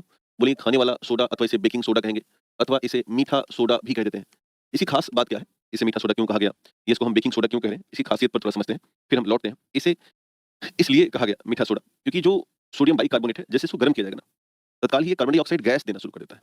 और कार्बन डाइऑक्साइड गैस देगा तो उसमें बबल बन जाते हैं। जिस भी चीज में इसको डालोगे तो इसमें क्या बनेगा? बबल बन जाएगा। अगर बबल बन गया तो आटे वाटे में ना थोड़ा सा मतलब स्पंज आ जाता है। और आटे में स्पंज आया नहीं, ये डबल रोटी बनने की पूरी प्रक्रिया में आगे बढ़ जाता है। CO2 का मामला है सारा। बहुत पहले फर्मेंटेशन होता था तो वहाँ के माइक्रो ऑर्गेनिज्म CO2 बनाते थे और तब आदमी जलेबी बनाता था या आदमी जो है पुआ वो बना लेता था। आजकल क्या है कि मीठा सोडा डाल दो, वो अपने आप CO2 बना लेगा और CO2 बना लेगा। तो ऐसी स्थिति में फिर आप मान के चलो कि उससे फिर भोजन वोजन बनाना अच्छा होता है। इसलिए इसको हम मीठा सोडा कहते हैं। डबल रोटी में, बिस्किट में इसका इस्तेमाल करके उच्च तापमान पर ये विघटित होकर के कार्बन डाइऑक्साइड बनाना शुरू कर देता है। क्या बनाएगा? कार्बन डाइऑक्साइड बनाएगा। हाँ, गुलगुला भी बनाते हैं। क्योंकि मान के चलो अब आप आटे में आटा लो और इसमें NaHCO3 डाल दो। थोड़ी ही देर बाद आटे में ढेर सारे CO2 के बबल बनने लगते हैं। ये सारे के सारे बबल बन जाएँगे और जो हमारा डो है जिसे हमने बनाया हुआ है, वो डो इतने की बजाय इतना होने लगता है, इतने की बजाय इतना बड़ा हो जाएगा। तो अब इसमें देखो तो CO2 भर गया ना, स्पंज आ गया। पूरी तरह से आप देखोगे तो इसमें स्पंज आ जाएगा। ये कॉन्सेप्ट रहा है। एक और ध्यान देना कि इसका इस्तेमाल माउथ वाश बनाने में करते हैं। अगर पेट में एसिडिटी आ गया है तो थोड़ा-सा खा लो तो ये आसान कर ठीक कर देता है। आग बुझाने में और हाइड्रोजन गैस के उत्पादन में भी इसकी प्रमुख भूमिका होती है। हाइड्रोजन गैस के उत्पादन में भी ये अभिक्रिया लिख देना मन करे तो as you wish as you want. अगला है सोडियम परऑक्साइड, Na2O2 इसे कहते हैं। सोडियम परऑक्साइड, सोडियम परऑक्साइड लगभग यह एक तरीके का येलो पाउडर है, यानी कि पीले रंग का एक पाउडर है। सर, तरी के गाद से भी ठेकुआ फुल हो जाता है। हाँ, बट ठेकुआ जैसे ठेकुआ तो सिंपल है। उसको उसके लिए फर्मेंटेशन की ज़्यादा आवश्यकता नहीं मुझे लगता है। मैंने अपने घर में जो बनते हुए देखा है। हमारी पत्नी बिहार से ही है तो वो बड़ा अच्छा ठेकुआ बना लेती हैं और हम लोग उसको बहुत एन्जॉय करते हैं। बट मैंने देखा है उनको कि जब पुआ बनाना होता है तो रात में ही वो पूरा सिस्टम अपना बना लेती हैं। जैसे कि सुबह ना उनका जो पुआ है वो छानते समय थोड़ा-सा स्पंज बना लें, क्योंकि तभी उसमें ना स्वाद बनेगा। नहीं तो फिर वो तो पूरी बन जाएगा, फिर ना तो स्वाद क्या बनेगा, कड़कड़ा हो जाएगा। तो इसलिए सोडियम जो हमारा बाइकार्बोनेट है, वो भूमिका में रहता है। अब इसको ना आप लोग लिख ज़रूर लेना भाई, नहीं तो फिर काम ना बनेगा ऐसे।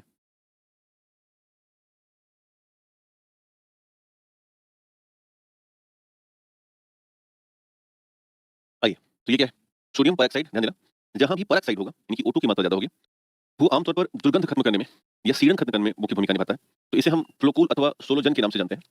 ये कागज और वस्त्र निर्माण में और ब्लीच में, यानी कि व्हाइटनेस लाने में, सफेदी लाने में मुख्य भूमिका निभाता है।